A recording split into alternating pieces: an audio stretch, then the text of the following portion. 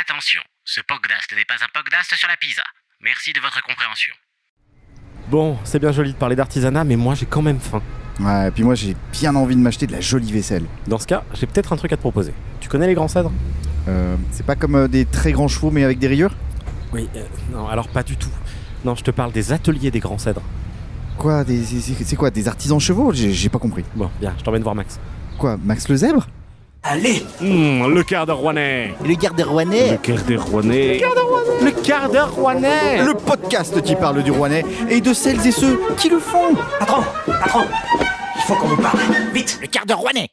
Nous sommes en retard, mais pas beaucoup. Bienvenue dans le quart d'heure rouennais. Je suis Étienne Transat. Et je suis Simon Maestro. On est bien dans le Rouennais. Comment ça va ? Ça va bien. Ça va ? Bonsoir messieurs. Mais qui êtes-vous, monsieur ? Qui est cette voix ? On n'est pas tout seul. Il va falloir présenter cette voix qu'on entend. Bah oui, présentons enfin. Pour l'épisode d'aujourd'hui, on pose nos micros dans des ateliers d'un genre particulier. Ici, on fait tourner les serviettes tout autant que la poterie. À l'ombre des cèdres, la résidence accueille les rayures comme les ratures. Dans sa cuisine industrielle où tout est fait maison, les tables d'hôtes voltigent sous l'impulsion des chefs qui se succèdent. Et le succès, c'est son domaine. C'est bien sûr Maxime Vavasseur. Oui, on en a chié pour trouver cette idée, on était charrés. Bonsoir. Bonsoir. Bonsoir Maxime. Quelle intro. Ouais, ouais. Écoute, on est comme ça, nous on introduit. Oui. Ça va bien ? Ouais, et vous ? Ça va, merci de nous recevoir dans ta cuisine, à ta tablée. Comment on appelle ce lieu ? Ce lieu, les ateliers des Grands Cèdres, comment on peut dire ? Moi, j'ai tendance à dire que c'est un peu un lieu de polyculture, dans le sens où c'est ce que c'était avant. Parce qu'avant, ici, on faisait du vin, juste là derrière nous. Vous imaginez qu'il y avait une grosse cuve, un gros pressoir en bois, assez décrépit, hein, donc on n'a pas pu le conserver. On faisait du vin, on faisait du miel, on a retrouvé une mielerie là-haut, encore des vieilles hausses, un extracteur manuel, des choses comme ça, et des portes de grange. Donc vraiment, c'était un lieu de polyculture, et c'est un peu ce que c'est redevenu après une transition un peu d'abandon de ce lieu, qui était devenu un stock pour le domaine des Grands Cèdres. Et aujourd'hui, c'est un lieu qui accueille un restaurant l'été, une résidence de chefs, avec des chefs invités qui tournent tout l'été, un atelier de poterie, le mien, que j'essaie d'occuper hors saison, un plateau de stage de poterie, où j'accueille des stagiaires une fois par mois, et puis une salle polyvalente dans laquelle on accueille un peu tout, autant des artistes qui viennent écrire que des séminaires, que des marchés de Noël ou de printemps avec des artisans qui viennent présenter un peu leur création ici. Donc ça permet de compléter le lieu et de le faire vivre au fur et à mesure de l'année. Donc en effet, polyculture. Moi j'ai entendu bouffe quand même. Ouais. Parce que je perds pas le nord. Tu perds pas le nord. Est-ce qu'on présente quand même un petit peu Maxime ? Est-ce que tu veux nous dire qui tu es, toi, au milieu de toutes ces choses, toutes ces activités ? Ouais, moi, qu'est-ce que je suis ? Moi, j'ai monté le lieu. Donc, je suis, comme on dit dans le langage légal, gérant.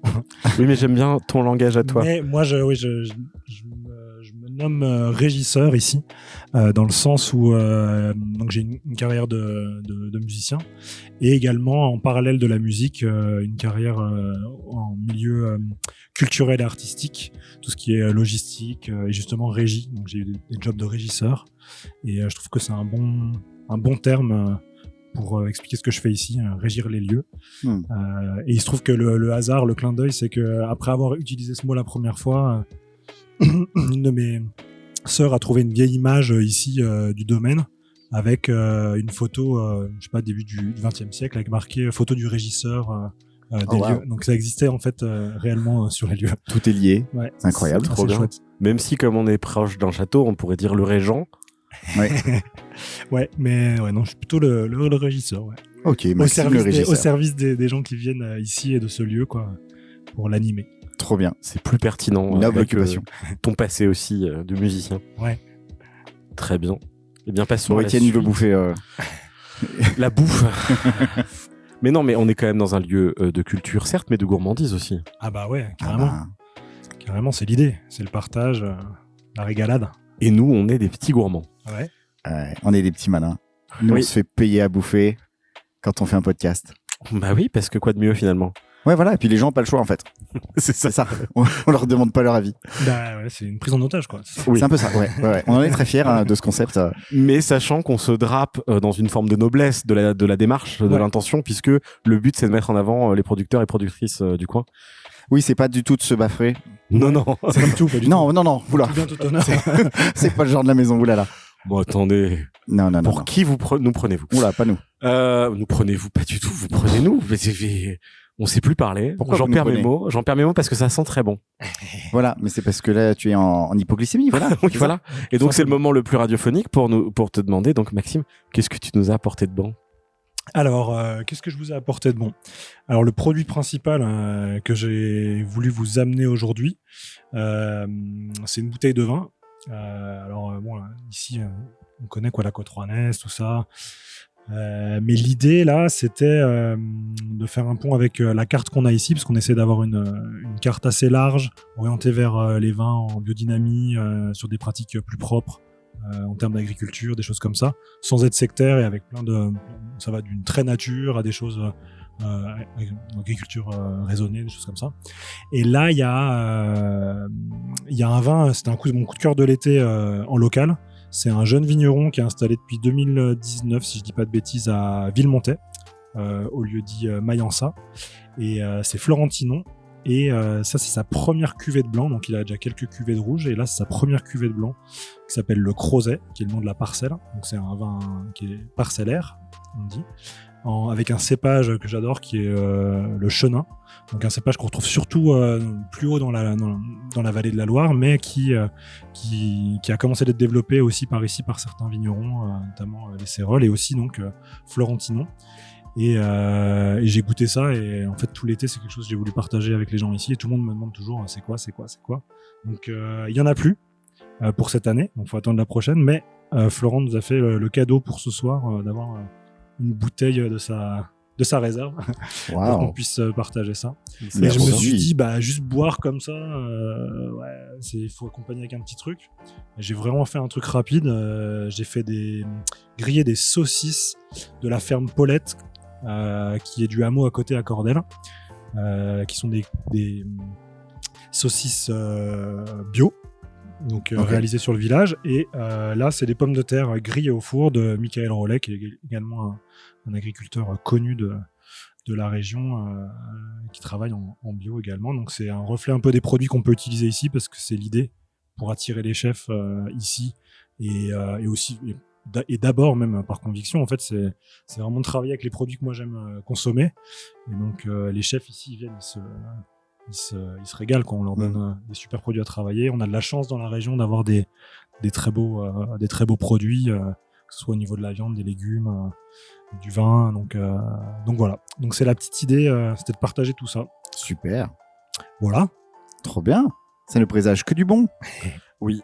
Étienne, quand t'auras faut faire fini le petit- de faire des photos, putain. Mais Faut faire un bruit sympa là, c'est ça? Ah bah on peut. Ah bah. c'est la deuxième fois dans le podcast que ça arrive. C'est une malédiction. Parce que les gens ne le voient pas, hein, mais évidemment, c'est que le bouchon a cassé. Ah. Ça c'est beau. C'est très beau, c'est toujours très beau. On aime ça. Et puis voilà, Michael Rollet qu'on retrouve sur le marché du centre-ville de Roanne, place du marché, tous les vendredis matins. Il y a aussi le mardi matin, c'est le stand le plus prisé pour plein de bonnes raisons. Et c'est un des fournisseurs principaux de beaucoup de très bonnes tables du coin. Allez-y, c'est du très bon. Il me tarde de découvrir cette quille. Et voilà, santé. Et bah, QC, À la vôtre. Au podcast. et au grand cèdre. Et autocourt. C'est difficile à dire comme ça juste en audio, mais il est bon, putain. Il est carrément bon. J'aime bien l'équilibre qu'il y a entre le fruit et un côté plus sec. Ouais, c'est ça. Il y a le fruit, il y a un peu le côté aussi légèrement floral du chenin, moi, que j'adore. La vigne trouve toujours un chenin. Je voulais le placer plus tout à l'heure, voilà. Ça ferait une bonne étiquette pour une prochaine cuvée. Ouais. Et ouais, c'est un chouette vin. Alors, c'est son premier, donc c'est ça qui donne envie, en fait, pour la suite, quoi, parce qu'il y a déjà un très bel équilibre, moi, je trouve. C'est simple, en fait, dans le bon sens du terme, c'est-à-dire il n'y a pas une complexité énorme sur ce vin, mais par contre, il fait plaisir et il s'accorde avec plein de choses. Et ils sont, pour moi, vraiment, ils sont le terroir de chez nous, quoi. Il y a ce côté, le côté volcanique, justement, parce que Florent fait aussi partie du collectif Loire Volcanique, qui regroupe la côte rouennaise et d'autres appellations le long de la Loire. Et il y a vraiment ce terroir-là sur ce chenin qui change des chenins de vallée de Loire, quoi. Et c'est chouette parce que ça lui donne une typicité de chez nous qui est assez intéressante. Très belle découverte. On rappelle que l'abus d'alcool est dangereux pour la santé, mais quand il s'agit de déguster des trucs comme ça... Oui, nous on déguste. Hein. Oui, voilà. Écoute, je vais me faire une petite assiette. Ah, il faut goûter quand même, je sais qu'il faut pas parler la bouche pleine. Si, alors... On l'a déjà fait, on s'en fout. Hein. On ne se prive pas. Est-ce qu'on a aussi de la jolie vaisselle du coup? On a de la... Ah oui, elle est très belle cette vaisselle. Je sais pas, je dis ça comme ça, mais... d'où elle vient? Qu'est-ce que c'est que cette vaisselle? C'est pas du Ikea, ça? Eh bien non. Non, c'est de la vaisselle qui est faite juste à côté de la cuisine, dans l'atelier, puisque donc là, les gens ne peuvent pas voir, mais pour décrire la salle de restaurant, elle occupe les 2 tiers du bâtiment au sol, et le tiers restant, qui est vitré, donne sur l'atelier de production, dans lequel j'ai fait un peu toute la vaisselle du resto, quoi. C'est hyper chouette. Moi, c'est ce qui m'avait frappé la première fois où j'étais venu, c'est que oui, on arrive et puis on garde la tête levée en fait, parce que le plafond est très très haut, mais il y a plein de choses à voir et il y a à la fois des choses très très modernes, très industrielles. Enfin, il y a rien qui est caché dans le système d'aération, tout ça. Ouais. Et en même temps, on a les vieux murs qui sont là, qui sont bruts. Qui sont là depuis quelques siècles. Préservés au maximum. Il y a ce mariage de 2 mondes, de 2 temporalités qui est hyper chouette. Ouais. C'était l'idée. En fait, c'est donc c'est un travail mené par un architecte qui s'appelle David Olivier Descombes, qui est originaire d'ici, de Saint-Anne-le-Châtel, mais dont l'agence est basée à Paris et en Normandie, et qui réalise principalement des restaurants. Pas que, mais il y a beaucoup de clients dans la restauration, donc c'était chouette parce que c'est un de mes amis les plus proches et puis c'était l'occasion pour lui de faire un projet dans la région aussi, parce qu'il a peu l'occasion, donc c'était super de pouvoir bosser avec quelqu'un qui avait vraiment l'expérience côté resto. C'est pour ça que notre cuisine est vraiment très agréable à travailler, quoi. Pour les chefs, tout le monde le dit, c'est quand même bien pensé. Et puis les lieux, on essaie de préserver au maximum l'existant. Et mettre en évidence un peu le côté justement de travail. Ici, c'est un lieu de travail aussi, quoi. Alors au sens qu'on lui donne un peu, parce qu'il y a autant des séminaires, c'est ce que je disais, que des artistes qui peuvent venir écrire, que moi qui travaille dans l'atelier de poterie, ou les chefs qui sont en train de créer en cuisine, là. Donc il y a un peu ce côté création, quoi. Ouais. Artisanat qui ressort bien, quoi, tout en étant assez, je dirais, je l'espère, chaleureux. Ça l'est. Et j'allais dire, ça donne une impression de quelque chose qui est vivant, qui est pas figé, qui est en constante évolution, et ça pue la création. Ouais, carrément. C'est vrai. Non, mais vraiment. C'est ce côté. Ouais, il y a un côté industriel aussi dans la déco qui appelle ce truc-là vraiment de travail. Ouais, vraiment on crée des choses, on fabrique. Ouais, c'est un bel endroit. Ici, on fabrique de la bonne nourriture, d'ailleurs, c'est très bon. Ouais. Merci. Et donc tout est fait maison, aussi bien ce qu'il y a dans l'assiette que l'assiette elle-même, alors. Ouais, c'est important, le plaisir des yeux aussi. Moi, j'ai plaisir à ça. Hein. Si on regarde les choses un peu en face d'un point de vue économique, en réalité, même le fait que ce soit moi qui fasse les assiettes, en soi, c'est pas forcément gagnant. Je veux dire, c'est impossible de rivaliser avec tout un tas de marques qui produisent de manière industrielle, mais pour moi, ça n'aurait pas eu de sens d'avoir mon atelier ici, de vendre mes productions ici et en même temps de pas les proposer à table. Ouais, c'est sûr. Donc on va jusqu'au bout du truc et on essaie de proposer. C'est la meilleure pub. Ouais, c'est sûr aussi. Mais ça me fait penser à une pub pour un site qui permet de fabriquer des sites internet où tu vois un chef qui justement fabrique lui-même ses assiettes et la pub lui dit à quel point c'est une mauvaise idée. Ouais. Et toi tu le fais. Et moi je trouve que c'est une très bonne idée. Moi j'aurais pas pu c'est ce que je disais. Ouais. C'est un projet entier, quoi, total, on va dire. Quoi. Ça va ensemble. Ça pourrait même aller encore plus loin quelque part. C'est-à-dire, par exemple, je sais pas, si on avait le temps, l'équipe, les ressources, ça serait d'aller jusqu'à cultiver un maximum de choses sur site. Bon, après, on peut pas tout faire. On a des excellents producteurs, donc on en profite, quoi. Mais j'aime bien ce côté-là de pouvoir proposer quelque chose qu'on maîtrise et dont on a la responsabilité aussi, c'est-à-dire autant le succès que l'échec, quoi. C'est à nous de se mettre derrière et puis de créer quelque chose qui va apporter un peu de bonheur, de plaisir, un peu de nouveauté ici, sans comment dire, c'est pas pour faire mieux en fait que je fais ça, mieux que les autres, surtout qu'on est une région très gastronome, quoi, avec plein de très bonnes tables et tout ça. C'est juste l'idée de faire un truc qui me ressemble un peu à moi, pour faire un truc qui soit le plus personnel possible et puis qui change un peu de ce qui existe. C'est simplement de changer un peu de ce qui existe, quoi. D'offrir une parenthèse un peu différente, quoi. La plupart des gens qui arrivent ici, finalement, ils viennent vivre une expérience aussi au-delà du fait de rencontrer des chefs qui font des choses différentes. Il y a le cadre, on est quand même sur un site magnifique, il y a 10 hectares là qui surplombent les anciennes gorges de la Loire face au mont de la Madeleine. La terrasse, elle est géniale. Dedans, moi, j'adore aussi l'ambiance. Ouais. Donc ça, faut le dire, parce que les gens, des fois, ils hésitent à venir sur les mois les plus calmes des résidences, parce que ils se disent, bon, dedans, c'est moins sympa que dehors. Mais en fait, dedans, il y a une ambiance géniale au comptoir, la grande tablée. Là, cette grande table à laquelle on est installé, en bois, là, qui fait plusieurs, je sais pas combien de mètres elle fait, 4-5 mètres. C'est les anciennes poutres qui étaient au-dessus de nos têtes. Sérieux ? Ouais. En fait, c'était avec David Olivier, l'architecte, je disais, il y a un truc important, moi je veux une belle table, une belle tablée. Et on cherchait sur internet, sur des catalogues, des trucs, et puis il y avait rien qui me plaisait, ou alors il y avait des trucs qui me plaisaient, mais j'avais pas le budget. Et c'est vraiment comme dans un film, on était dehors, là, devant le bâtiment, puis il y avait des poutres qui avaient été débarrassées, on avait les pieds dessus en discutant de ça, puis d'un seul coup on baisse les yeux tous les deux, puis on dit, c'est ça en fait la table. Donc, voilà, c'est dingue. il y a encore les trous là pour les passants, et les bancs aussi, c'est ça.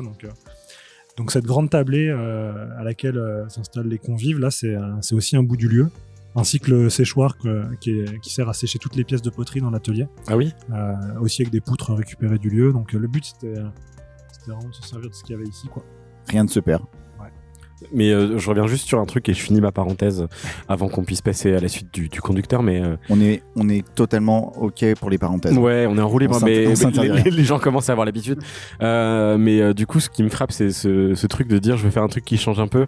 Et j'ai l'impression que tu faisais déjà ça dans la musique quand tu fais Witches et que tu te lances dans la drone. Mais on reviendra, je pense, un peu sur la partie musicale de ta vie. Pareil, tu te mettais jamais dans une case parce que tu fais pas de la musique ambiante.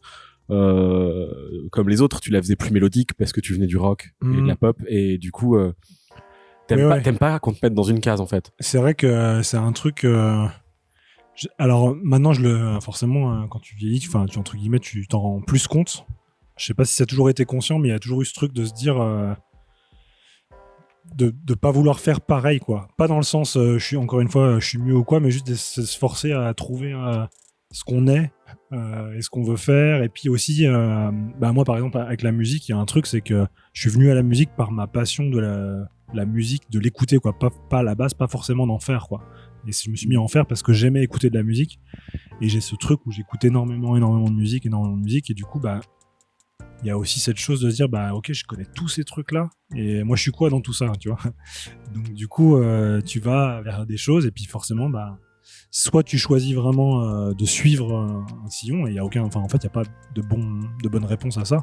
Mais moi je crois que mon truc c'était plus de dire non, je trouve une place dans cet espace là, dans ce truc là.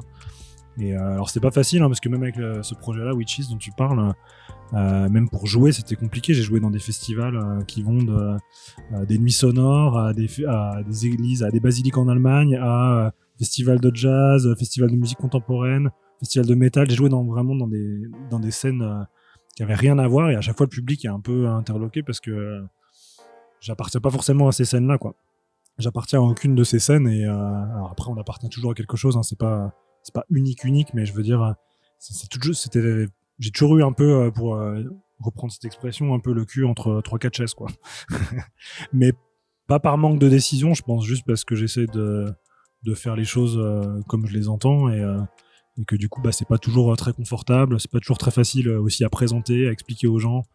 Même ce projet là, finalement, avoir des chefs qui changent, les gens ils appellent, ils disent qu'est-ce qu'on va manger dans un mois, mais j'en sais rien, je sais pas ce qu'on va manger dans 3 jours, en fait. c'est un jeu à jouer, quoi. Après, je comprends qu'il y a des gens que ça déstabilise. Le but, c'est, encore une fois, il n'y a pas de bonne réponse, il n'y a pas de bonne façon de faire. Moi, c'est comme ça que je veux faire et j'essaie de faire un peu de, j'ai pas envie de dire de pédagogie, c'est pas trop le terme, mais plus de permettre aux gens de découvrir ça et de leur dire ça va bien se passer, quoi. Venez. Alors, effectivement, si tu veux savoir ce que tu vas manger dans un mois précisément, bah non. Je suis désolé. Non. T'es bienvenu, mais on pourra pas te dire.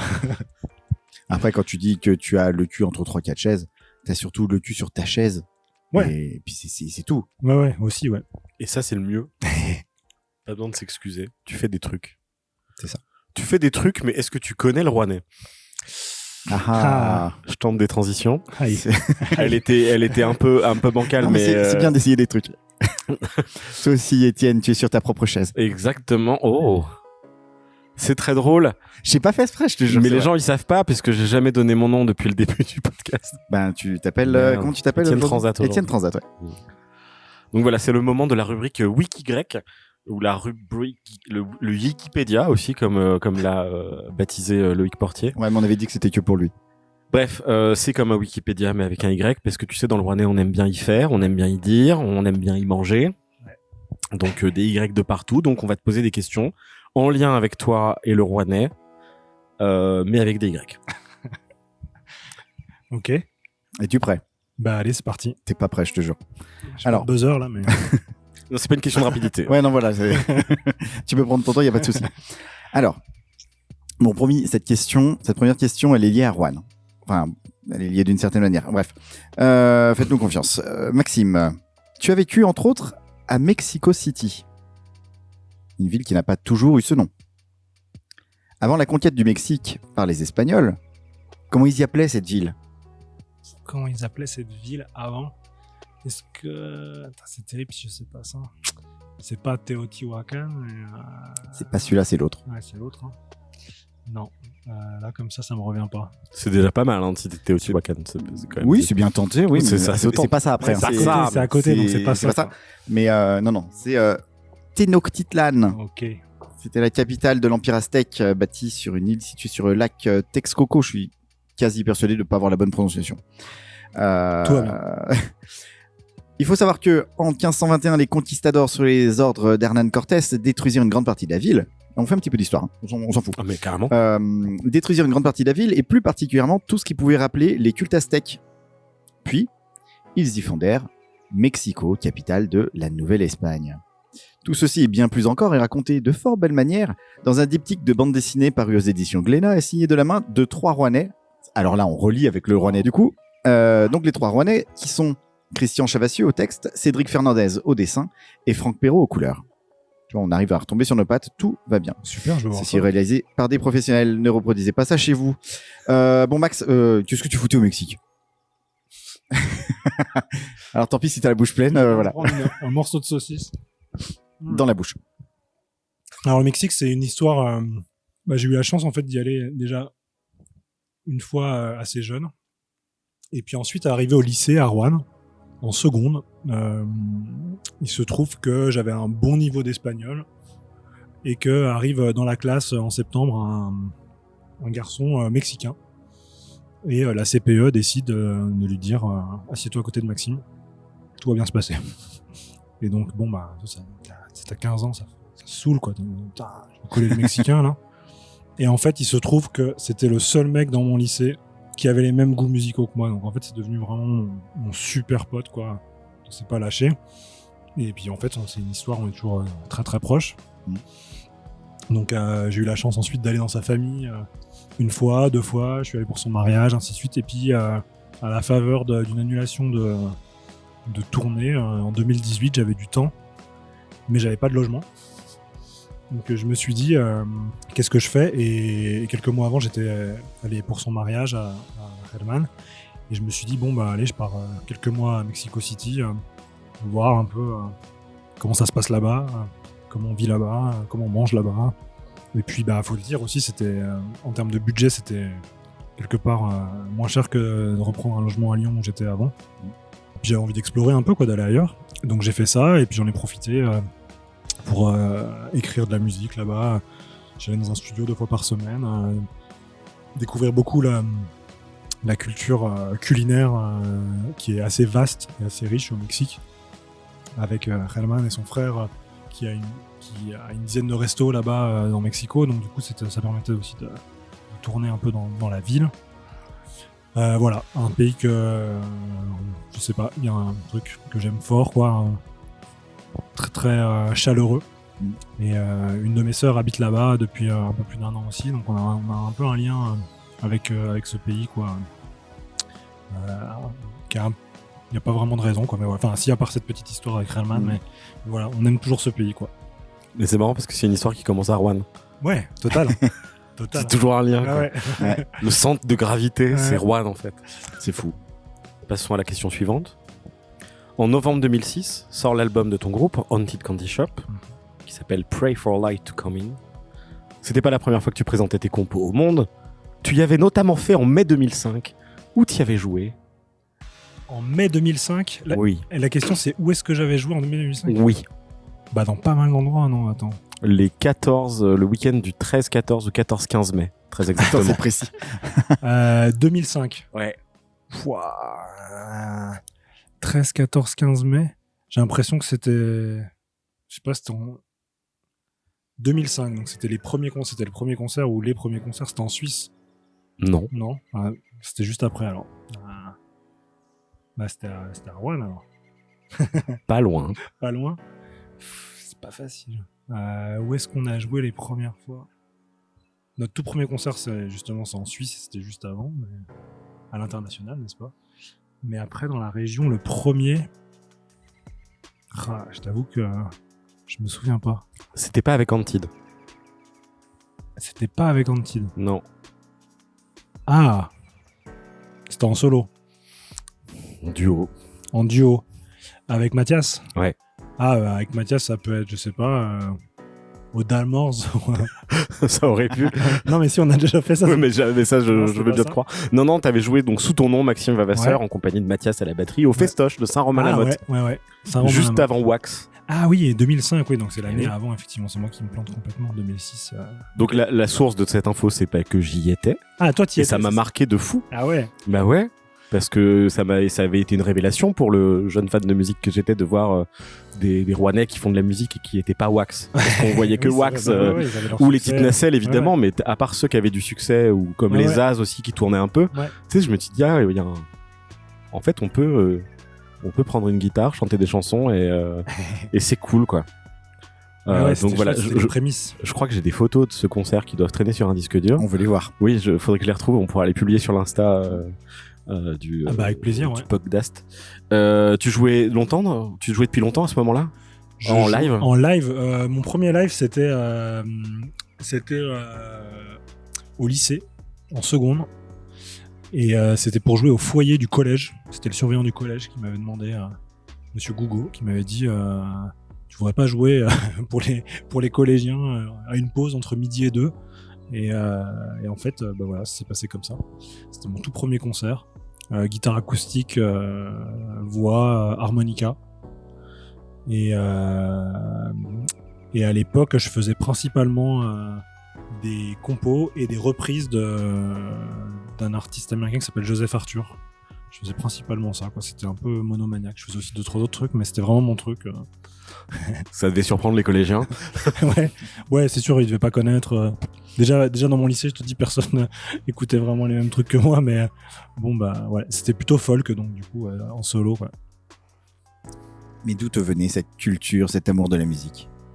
Ouah. Bah, Comment ça se fait que t'en savais mieux que les autres? Bah, je dirais. Alors, il y a une chose qui est plutôt consciente, c'est que mes parents avaient un couple d'amis plus âgés, qui avaient un fils plus âgé, qui écoutait donc beaucoup de musique, qui faisait des cassettes, des trucs, et ça m'a piqué très très vite, quoi. Et j'avais une sensibilité pour la musique, et en fait, je sais pas, je crois que j'ai eu ma cassette je me souviens d'avoir une cassette de Rage Against the Machine, par exemple, à l'âge de 7 ans, quoi. Tu vois, j'écoutais ce genre de trucs-là, vraiment jeune, des trucs, oui, voilà. C'est cool. pas forcément attendu quoi. Ouais, très jeune, j'écoutais tout, quoi. J'écoutais ce que mon père il écoutait à la maison ou des trucs. Et donc ouais, je sais pas. Mais je pense que j'identifie ça un peu comme ça, parce que je sais que j'avais envie d'être un grand entre guillemets, vu que j'avais que des plus grands autour de moi, quoi. Donc, et puis la musique, c'était un marqueur, quoi. Tu vois, un truc. Je trouvais que ça, c'était cool, quoi. Puis ça me touchait. Et après, bah, je saurais jamais vraiment, mais mon père a fait, je crois, je voudrais pas dire de bêtises, mais je crois 10 ans de conservatoire. Mais il a arrêté l'année de ma naissance. Donc, il n'y a pas vraiment une filiation de ce côté-là ou de choses comme ça. Hein. Mais il y a un truc peut-être, tu vois, en fond, des liens invisibles qui sont aussi qui sont là, quoi. Mais dans la musique, dans la famille, je veux dire, il y a pas beaucoup de musiciens, mais tout le monde aime bien la musique de ce côté-là. Donc il y a un truc pour la musique, quoi. La famille, l'enfance, c'est une transition parfaite vers la prochaine question. Ben absolument, parlons de ton enfance. Tu as passé ton enfance dans ce château de Changy, à Cordel, et pas à Changy, pour le coup. Tout à fait. Mais en quelle année ils y ont bâti ? En quelle année ils y ont bâti ? Bah, ils y ont bâti, comment on dit, il y a deux parties. Il y a une partie qui date du 16e et une partie qui date du 17e siècle. A priori, il y aurait des fondations qui remonteraient au 11e siècle. Voilà ce qu'on sait. On sait que Saint François de Sales est venu célébrer une messe ici. On sait des petites choses comme ça. Ainsi que Monseigneur Couillet, ce qui nous a beaucoup marqué étant enfant, parce qu'il y avait une plaque célébrant la venue de Monseigneur Couillet. On essayait d'omettre l'accent, évidemment. Évidemment. Bien sûr. Voilà. Là, on lui fait coucouille. Mais ouais, j'ai eu la chance, d'arriver ici, quand j'avais 7 ans. Et de grandir dans ce lieu qui a... Donc, la vie de château et Rage Against the Machine, alors, c'est ça, à 7 ans. Ouais, la vie la vie un peu de rêve aussi de mes parents, en fait, d'avoir un lieu comme ça. Ils venaient pas du tout de ça ou d'un milieu de ce type, mais ils venaient de Bourgogne, de Dijon plutôt. Et ils ont cherché un lieu et ils ont réhabilité ce lieu sur... ça fait plus de 30 ans maintenant.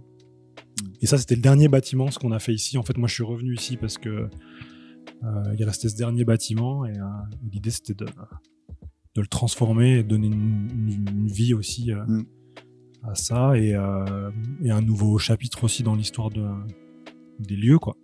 C'est chouette. Bah oui. Et c'est une chance, donc j'essaie d'en profiter, quoi. Ouais. Et d'en faire profiter les autres. Ça aussi, c'était l'ouverture de ce lieu, quoi. C'était pas pour revenir ici pour faire un truc... Je serais pas revenu juste faire mon atelier, je pense, ici, quoi, l'idée. Parce qu'à la base, j'avais prévu de m'installer en Bretagne. Ok. Donc, rien à voir. Donc, rien à voir. Mais l'opportunité de faire quelque chose ici et qui est un peu une suite à ce qui s'est fait ici, c'était intéressant de l'ouvrir un peu plus sur l'extérieur et de partager le côté magique, quoi, qui a séduit mes parents quand ils sont arrivés il y a longtemps et c'est un truc qui se partage, quoi, je pense. C'est chouette. Bah, en tout cas, c'est chouette d'avoir envie de le partager. Oui, parce que il y en a qui le feraient pas. Bah écoute, avec plaisir. Mais du coup, je crois qu'il a bien répondu, au fond. Moi, j'ai envie de garder ça comme réponse. On s'en fout des précisions Les historiques. précisions, elles sont sur... les dates exactes. Non, on s'en branle. Non, on s'en branle. Les précisions, à la limite, il y en a sur le site de cordel.fr. C'est ouais, voilà, faites vos recherches vous-même, putain. Voilà, faites vos propres recherches. Dernière question du wiki grec. Donc, un de tes derniers projets musicaux, on l'a évoqué, c'était Witches. Ouais. La plupart de tes morceaux sous ce nom sont disponibles sur Spotify, sauf le premier album EP Scrolls, qui n'y est pas. Tu sais, toi, combien t'as d'auditeurs mensuels sur la plateforme ? Alors là, non, pas du tout. Tu regardes pas, tu t'en fous. Non, c'est pas vrai, mais ça varie. Donc après, en ce moment, là, vu qu'il n'y a pas d'activité depuis le projet, on a dû chuter fortement, quoi. Je dirais une petite centaine. Un truc comme ça, quoi. C'est pas mal, hein. C'est donc à 1h28 du matin ce matin. Ouais. C'était à 193. Ah, c'est pas mal. Voilà, vous faites ce que vous voulez de cette info. Obscur qui n'a rien sorti. Oui, mais ça veut dire que du coup, t'es dans des playlists, forcément. Ouais, donc il faut aller écouter ça. Ouais. Ah oui, je vous en prie. Sinon je les aurais retirés. Je pense que je dois être les compteurs. Je dois être dans les auditeurs mensuels. En tout cas, longtemps, quand j'étais journaliste, que je devais travailler très tard le soir, j'adorais écouter Sorcerie Géographie, qui m'a beaucoup accompagné pour l'écriture. Parce que c'était, je sais pas, il y avait un truc mélancolique mais nostalgique, rassurant dans cet album. Et ouais, je vous invite tous très fort à aller écouter Witches, c'est très très très très beau. Merci. Oui, d'ailleurs, ça revient un jour, la musique. La musique, c'est en train de me gratter fort, comme on dit. Donc là, ça y est, je suis en train de remettre en place des choses. Mais bon, il y avait la nécessité de monter ce projet qui est quand même un gros projet malgré tout, avec plusieurs choses à mener de front. Et là, ça y est, l'idée là, c'est de revenir à tout ce que j'ai mis en pause, parce que ça reste le truc le plus important pour moi en fait quelque part dans la vie, puis de ramener un peu de musique aussi dans les lieux là. Donc là, petit à petit, je suis en train d'essayer de nouer des relations avec des personnes pour relancer des choses. Donc ça se fait petit à petit. Et puis voilà. Puis entre temps, en fait, j'ai quand même fait des choses, mais qui n'étaient pas sur disque, quoi. De la musique pour un spectacle de danse, pour une exposition. Enfin voilà, je fais quand même des choses, mais plus sur le côté concert, disque. Ça s'était un peu mis en pause. Mais petit à petit, ça va revenir. Il nous tarde. On est très curieux. On passe à la suite. Ouais, j'ai cherché une transition, mais j'en ai pas. Donc, Sans transition. sans transition. Tu nous dis quand tu l'as. Peut-être tu la trouveras en retard. J'ai pas compris. Je viens de t'offrir une transition. J'ai pas compris. C'est une transition parce que c'est la séquence où on demande une anecdote sur le retard, tu sais. Et alors? Bah, du coup, j'ai fait une vanne sur le fait que tu la trouverais en retard, la transition. Et Je sais pas, mais peut-être que je la comprendrai en retard. oh, wow. Alors, Maxime, c'est connu. Donc, les Rouennais, outre cette manie de mettre des Y partout, ils ont aussi une autre manie, et dont ils sont fiers, pour certaines et certains. C'est le retard de rigueur, c'est le quart d'heure rouennais. Ça se cantonne pas que au retard sur scène au début des spectacles. C'est aussi dans la vie de tous les jours. Je dirais rien sur toi aujourd'hui parce que cette fois c'était moi qui étais en retard cette fois, mais pas de beaucoup. Je ne ferai aucune remarque Non, je parce dis rien. que Mais en je tout suis cas, beaucoup moi- plus élégant que toi. Waouh. Alors c'est faux. Et et puis surtout moi j'ai l'élégance d'assumer, d'admettre que je suis en retard. Oh. Et ouais. Voilà, c'est la rubrique où on s'engueule avec Étienne. Bon. Ouais, je lui dis qu'il est en Je vais retard tout vous le temps. Mais en tout cas, voilà, c'est un truc qu'il n'y a pas que dans le Rouennais, mais en tout cas, c'est un truc spécifique au Rouennais, c'est le quart d'heure Rouennais, et ça a donné son nom au Pogdast. Donc, on voulait te demander si toi, tu avais une anecdote sur un retard que tu aurais provoqué ou subi Ouais. à nous raconter. Déjà, moi, ça m'angoisse d'être en retard. Alors, je dis pas que je le suis jamais, parce que comme tout le monde, je faute régulièrement. Mais par contre, c'est vraiment un truc, j'ai l'impression que je pourrais... ça m'angoisse, quoi. Non, je repense juste à un chaos pas possible lié à un retard. Le retard, c'était en fait ici, j'ai pensé à ça, mais c'est forcément, c'est un chantier, donc il y avait des retards de chantier, quoi, que ça était quand même plutôt pas mal, mais il y a quand même eu un retard, et à un moment, j'ai dû dire, le chef, il arrive à tel moment, on ouvre tel jour, c'est comme ça, quoi. Et adviendra ce qu'il adviendra, quoi. Donc du coup, je me retrouve avec une livraison de chantier le jour de l'ouverture du restaurant, littéralement. Donc en fait, j'étais avec j'avais deux chefs colombiens en cuisine qui parlaient que espagnol, donc ça va, je me débrouillais, mais bon, ils étaient là en train de découvrir une cuisine toute neuve qui n'avait jamais servi, qui était vraiment encore toute neuve, et j'étais là avec 20 artisans dans le bâtiment à faire toute la livraison du chantier, quoi. Donc l'électricité, le machin, le truc, et les Colombiens qui étaient là en train de me dire, et ça c'est où, et ça comment on fait, ça, comment ça marche, et les autres qui étaient là, bah ça on a passé les gaines ici, puis en fait du coup, puis machin, puis est-ce qu'il y a des réserves, et alors c'était vraiment un chaos, mais cette journée était un chaos sans nom, quoi, et on était complet le premier jour, parce que forcément les gens veulent venir, quoi. Ils veulent en être, ils veulent être là dès le Voilà, il y a un départ. truc, de curiosité, quoi, et c'était vraiment une journée du chaos, quoi, lié à ce retard qu'on a contenu. Puis à un moment j'ai mis un stop, quoi, j'ai dit hop, c'est maintenant. Donc voilà, je sais pas si ça répond exactement à votre question, mais C'est un stress que j'aurais pas voulu c'était- connaître. ouais, Ah ouais, c'était non, intense, c'est c'était une horrible. culmination assez forte, mais bon, on a eu de la chance, les gens ont bien répondu, et on a eu la chance d'avoir un chef incroyable pour ouvrir les lieux aussi, donc ça c'était... Au final, tout s'est bien passé. Au final, tout s'est bien passé, mais c'était beaucoup de stress. C'était un retard stressant. Ouais. Eh bien, maintenant, c'est le moment où on plagie Combini, dans une rubrique qu'on a appelée X ou Y, puisque... Bah, c'est la rubrique X ou Y. Voilà. Voilà. On n'a pas essayé d'inventer quoi que ce soit. Mais après, le Rouennais, le Y. Le Y, voilà. Donc, il est partout. ouais, on aurait pu dire la rubrique Y ou Y, mais bon, ça n'aurait pas été très. Le podcast Y. Voilà, bon. Le podcast en Y. Et c'est Pourquoi dédié à Joule. Du podcast. Je sais pas. En tout cas, on va te poser quelques questions très rapidement. On va te dire X ou Y ou d'autres lettres ou d'autres mots, et puis tu devras choisir l'un Choisir. ou l'autre. Wow. Est-ce que tu es prêt? Ouais. Transition, en retard ou en avance? On avance. Oui, bah d'accord. Oui, non, mais C'est bon. on aura Non, mais cru. à chaque fois, je me sens jugé. C'est pas grave. Non, mais c'est pas parce qu'on te regarde. Non, mais non. pas de problème. Juan ou Rouennais? Et tu l'interprètes comme tu veux. Rohan ou Rohanais? Ouais. Moi, j'aime bien à chaque fois les gens ils bloquent, ils disent Ouais. qu'est-ce qu'ils veulent C'est quoi dire. le piège? Il n'y a pas de piège. Ouais, en plus, il y a parce pas de que tu mauvaise réponse, l'interprètes hein. comme tu veux. Le Rohanais, ouais. Ok, le Rouennais. Très bien, au sens large. Parfait, très bien. La région La rouennaise. région, ouais. c'est Ouais. ça. Non, c'est parfait. Poterie ou céramique? Alors, je vais te dire juste un seul truc, quoi. Non, tu peux développer. Ok. Alors, je vais dire poterie, en ce qui Ok. me concerne. Mais il faut savoir que la poterie fait partie de la céramique, puisque la céramique, pour aller vite, c'est la transformation de la terre par le feu. Donc, toutes tes pratiques de transformation de la terre par le feu, c'est de la céramique. Donc, la poterie est une forme de céramique.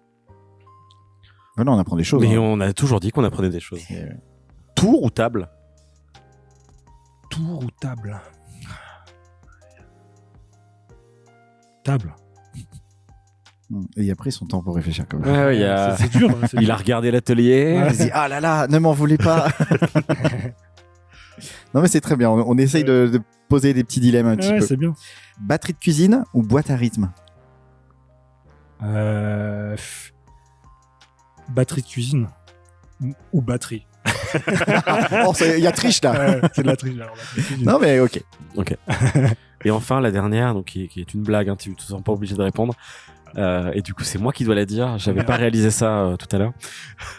Maxime Vavasseur ou Philippe Vasseur? Eh bien, je vais garder Maxime Avasseur.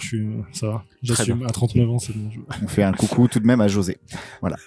C'était le bassiste ou le batteur, José? José, je sais pas. C'était il y a Non, longtemps. c'est celui qui faisait du clavier, non? Oh putain, oui! Mais oui! Mais oui. Bah pardon. Avec ses cheveux longs, ses petits vestons. On aimait beaucoup José. Bah, bien José. sûr. C'est la petite Ouais. barbe à la d'Artagnan, là. Ah ça. Oh là là. Et ça, c'était encore dans les vacances de l'amour. Ça, c'était plus tard. Mais tu sais qu'il a quitté hein, la série, hein, désormais. Oui, il fait plus oui, du c'est tout vrai. partie des mystères de l'amour. C'est vrai. Voilà, c'est fini. Il était temps, mais Non, mais ça veut dire que ça existe encore. Sans lui, Ça- mais ça existe encore. ouais, il faudrait pas que ça existe sans lui. Non, normalement, ça devrait pas. Mais bref.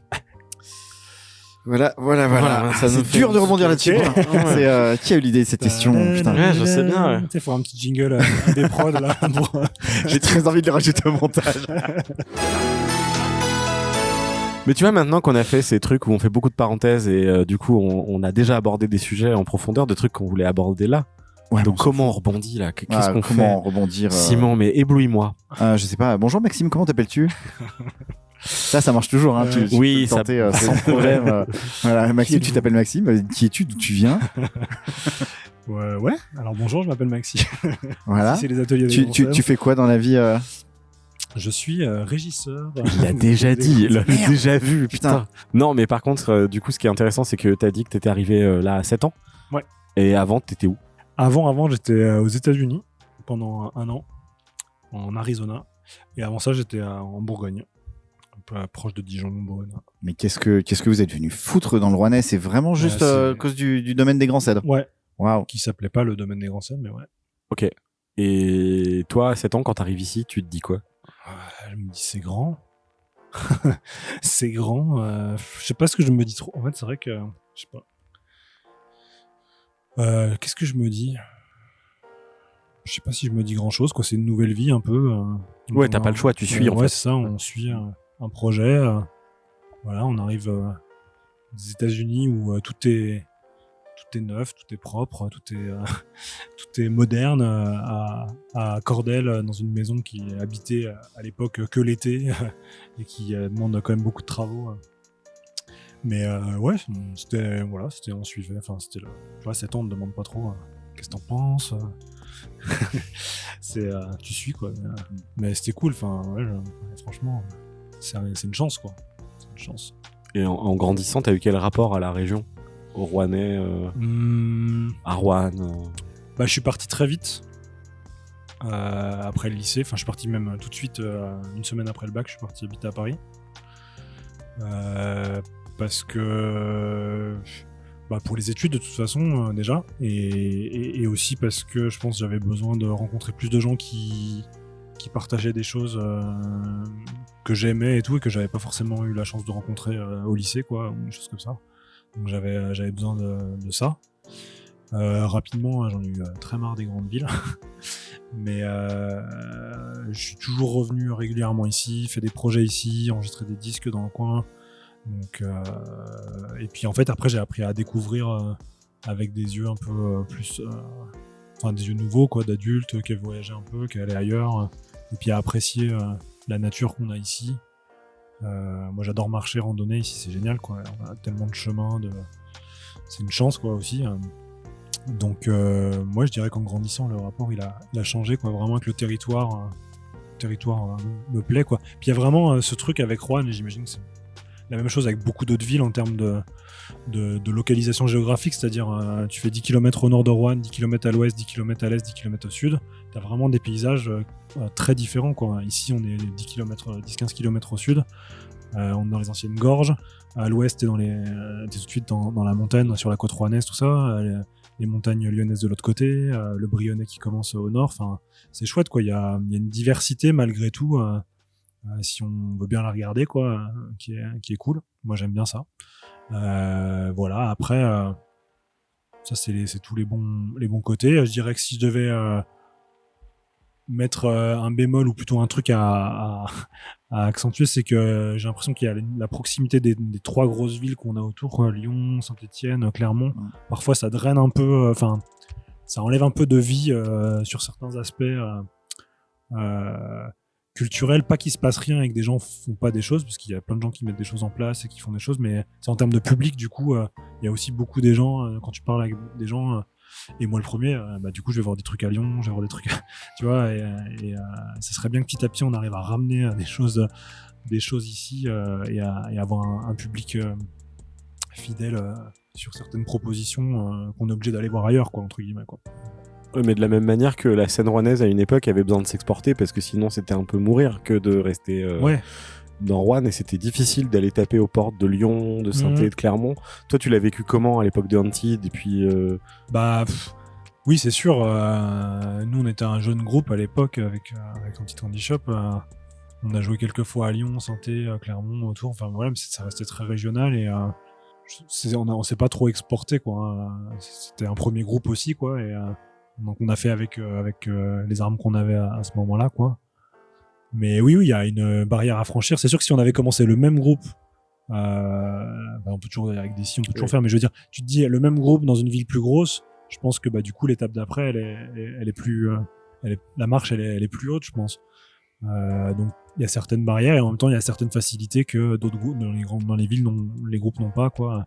D'avoir de l'espace pour travailler, avoir des opportunités comme ça, ou avoir l'opportunité d'avoir entre guillemets moins de concurrence aussi, et de pouvoir se faire voir.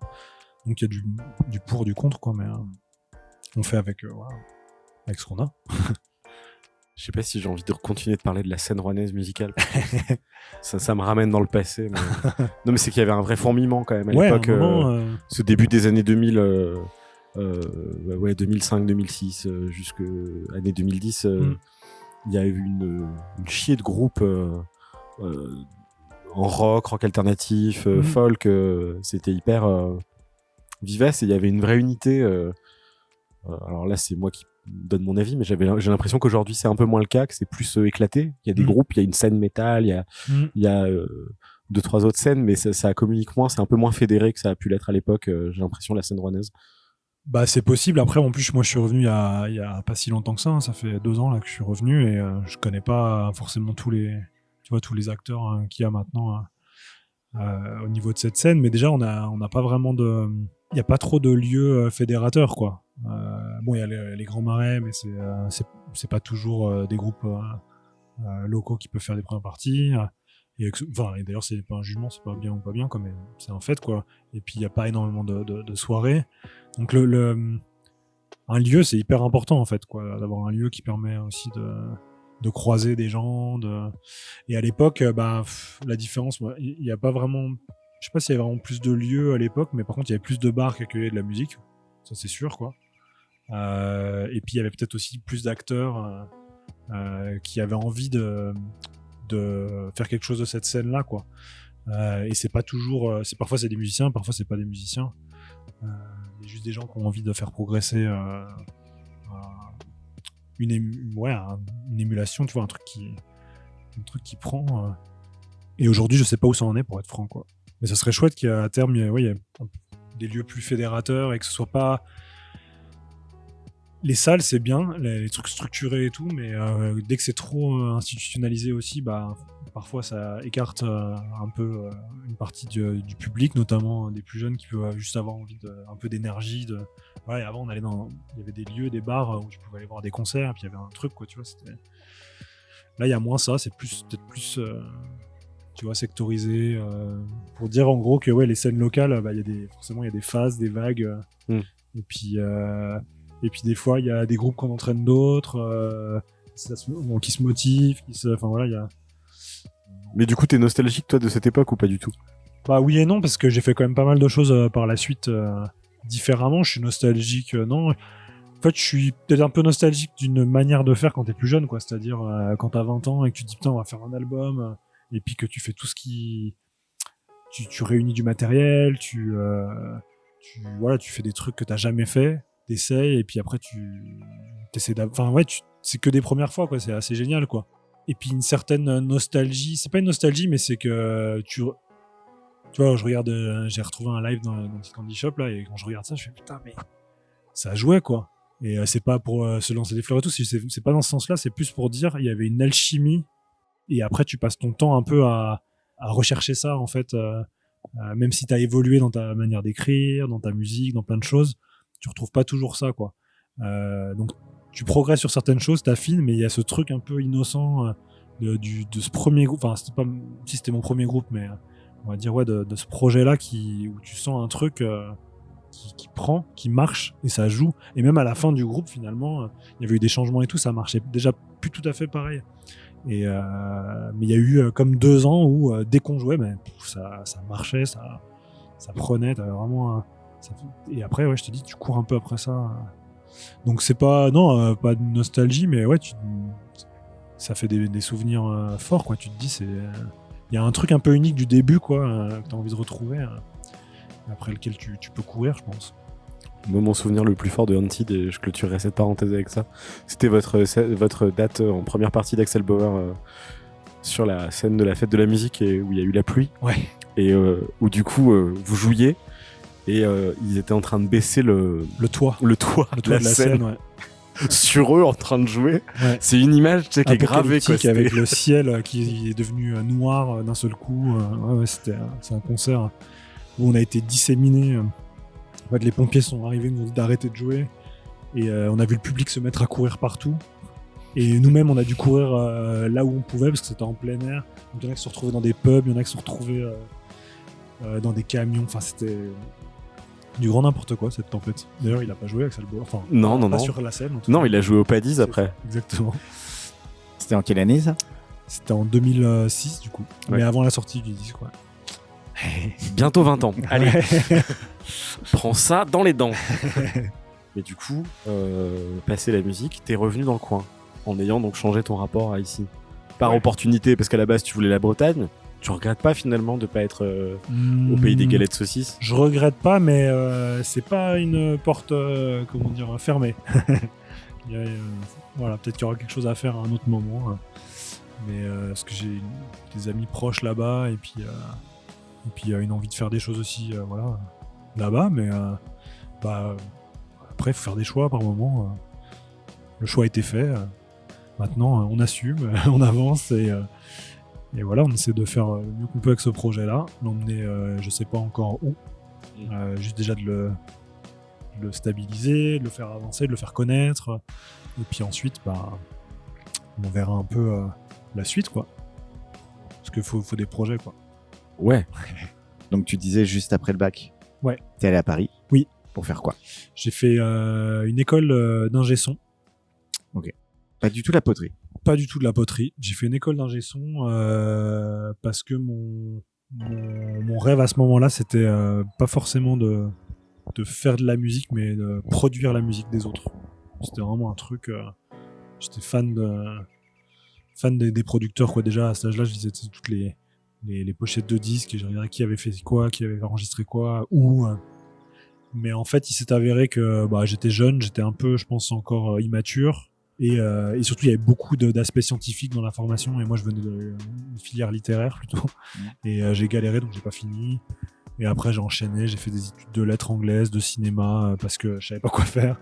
Après, j'ai complètement arrêté, j'ai fait des petits boulots à Paris en faisant de la musique pour financer le premier disque dans le Petit Candy Shop, justement. Et après, on a fait quand même pas mal de musique et de petits boulots, en tout genre, dans le coin, là. Que ce soit, au début à Paris, et ensuite, je suis revenu dans le coin, en intérim, pas mal. Et puis, avec le temps, je me suis dit, bon, ce serait quand même cool, quand je fais pas de musique, de pouvoir faire des jobs, tu vois, qui donnent envie, quoi. Donc j'ai repris des études à zéro. J'ai fait une licence en médiation et management culturel à Lyon. Toujours pas de poterie. Toujours pas de poterie. Et suite à ça, là, j'ai vraiment finalement attaqué la musique. Après, là, je suis devenu intermittent, quoi. Après, j'ai attaqué vraiment la musique à fond, finalement. Une fois que j'ai eu le diplôme, comme ça avait débloqué un truc. Et donc avec Witches. Entre-temps, j'avais eu quelques autres projets. Et puis ce diplôme, en parallèle, justement, il m'a permis, quand j'étais pas en tournée ou en train d'écrire et tout, et que j'avais besoin de bosser, de faire des jobs qui m'intéressaient, quoi. Donc, j'ai bossé pas mal au Centre national de création musicale à Lyon, en production, en logistique. Et puis des missions avec la Biennale de la Danse, avec tout un tas de structures culturelles lyonnaises, au détour desquelles j'ai rencontré des gens qui m'ont fait rencontrer des gens, et notamment, je pense, j'ai eu la chance, avec un stage que j'ai fait pour la Biennale de la Danse, d'accompagner une compagnie américaine pendant 1 mois. Dans cette compagnie américaine, il y avait un danseur, et ce danseur avait un copain. Et en fait, ce copain est devenu l'artiste avec qui j'ai bossé pendant presque 10 ans, qui s'appelle Chris Garneau, qui est un artiste folk, dream pop, enfin voilà, un peu éthéré américain. Et j'ai eu la chance d'être le musicien qui l'a accompagné pendant plusieurs années, quoi. Donc des chouettes rencontres, quoi, en fait, grâce aussi à finalement, en fait, d'avoir repris des études et de m'être ouvert un peu d'autres portes comme ça. Et voilà. Donc ça pendant, on va dire, 10 ans. Et puis après, il y a eu le Covid. Ah oui, c'est vrai. Et à ce moment-là... On en parle souvent de ce ouais, truc-là. Et après, du coup, là, à ce moment-là, pas de tournée, plus rien, plus rien du tout, quoi. Et j'avais... il se trouve que 2 ans avant, j'avais commencé la poterie grâce à une amie qui avait déjà commencé, elle, à se former, et puis on a fait des stages ensemble.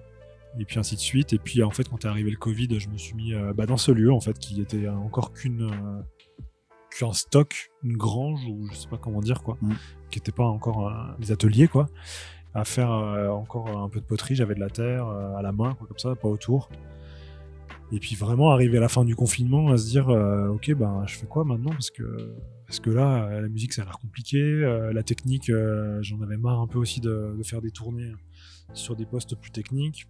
Et j'ai postulé un CAP, il restait 1 semaine pour postuler, qui était censé être une des meilleures formations de tournage en France, et je me suis retrouvé là-bas, certainement un peu de discrimination positive, parce que il y avait 6 hommes sur 60 élèves, donc je pense qu'ils étaient contents de ma candidature. J'ai passé 1 année entière en Bourgogne, dans le Far West de la Bourgogne, quoi, à Saint-Amand-en-Puisaye, à faire cette formation, ce CAP. Tu as inventé le nom de cette ville. Saint-Amand-en-Puisaye. Moi, j'y crois pas. Et voilà. Et après, à la sortie de cette école-là, que faire ? Parce qu'en fait, mon idée, c'était pas de devenir potier, c'était plus de profiter de ce temps donné par cette période-là où je pouvais rien faire pour aller plus loin dans une pratique qui me faisait du bien. Parce que je suis pas du tout, comme des gens avec qui j'ai pu travailler là-bas, qui sont un peu designers ou qui dessinent les pièces, moi j'ai pas du tout ce truc-là. Déjà, je dessine très très mal. C'était vraiment la pratique. D'ailleurs, c'est toujours le cas. C'est la pratique en elle-même plus que le résultat, même si petit à petit l'idée c'est d'affiner, de peaufiner un style ou un truc, je sais pas comment on dit, une production, mais c'est vraiment le fait de faire qui moi me fait du bien. Parce que j'ai un peu ce côté-là, un peu hyperactif, plein d'idées, plein de projets, plein de machins. Et la poterie, quoi, t'es obligé, le tour en particulier, t'es sur ton tour et si t'es pas concentré, ça marche pas, quoi. Donc ça te demande d'être là tout de suite maintenant. C'est un peu un équivalent de méditation. Moi, j'arrive pas à faire de la méditation ou des choses comme ça. Des amis qui ont essayé de me convertir, c'est pas que j'y crois pas et tout, hein, mais ça va pas. Moi, j'arrive pas pour le moment en tout cas. Alors que ça me permet de me canaliser, et donc c'est une super pratique. Mais toujours est-il que je voulais pas devenir potier à plein temps non plus, quoi. Déjà parce que d'un point de vue économique, ça me paraissait difficile et c'est possible. Il y a plein de gens qui le font, mais ça demande vraiment une application et être dédié à 100% à une seule pratique et avoir aussi des skills, quoi, des compétences. Des talents, des compétences, voilà, vraiment en marketing et des trucs que j'ai pas, quoi. Et j'avais pas envie de faire ça, quoi. J'avais pas envie de baser toute la suite là-dessus. Et voilà, je réfléchissais, j'avais des amis à Brest qui avaient des projets, je me disais je vais me rapprocher, il y a un disquaire, une amie qui a une imprimerie qui fait de la sérigraphie, des expos, du graphisme, plein de choses. Et on discutait un peu, l'idée c'était de faire peut-être un lieu comme ça, et puis de servir à manger une fois par semaine, et moi j'aime cuisiner, ma maman elle cuisine. Il y avait cette idée-là déjà un peu comme ça, voilà, de regrouper plusieurs choses, de pouvoir faire de la musique en parallèle. Et puis, je sais même pas vraiment comment, au final, ça s'est décidé ici, mais je crois en discutant un peu avec mon père, on parlait voilà, du lieu, de faire quelque chose d'ici. Et puis, en fait, ça a été très très vite, quoi.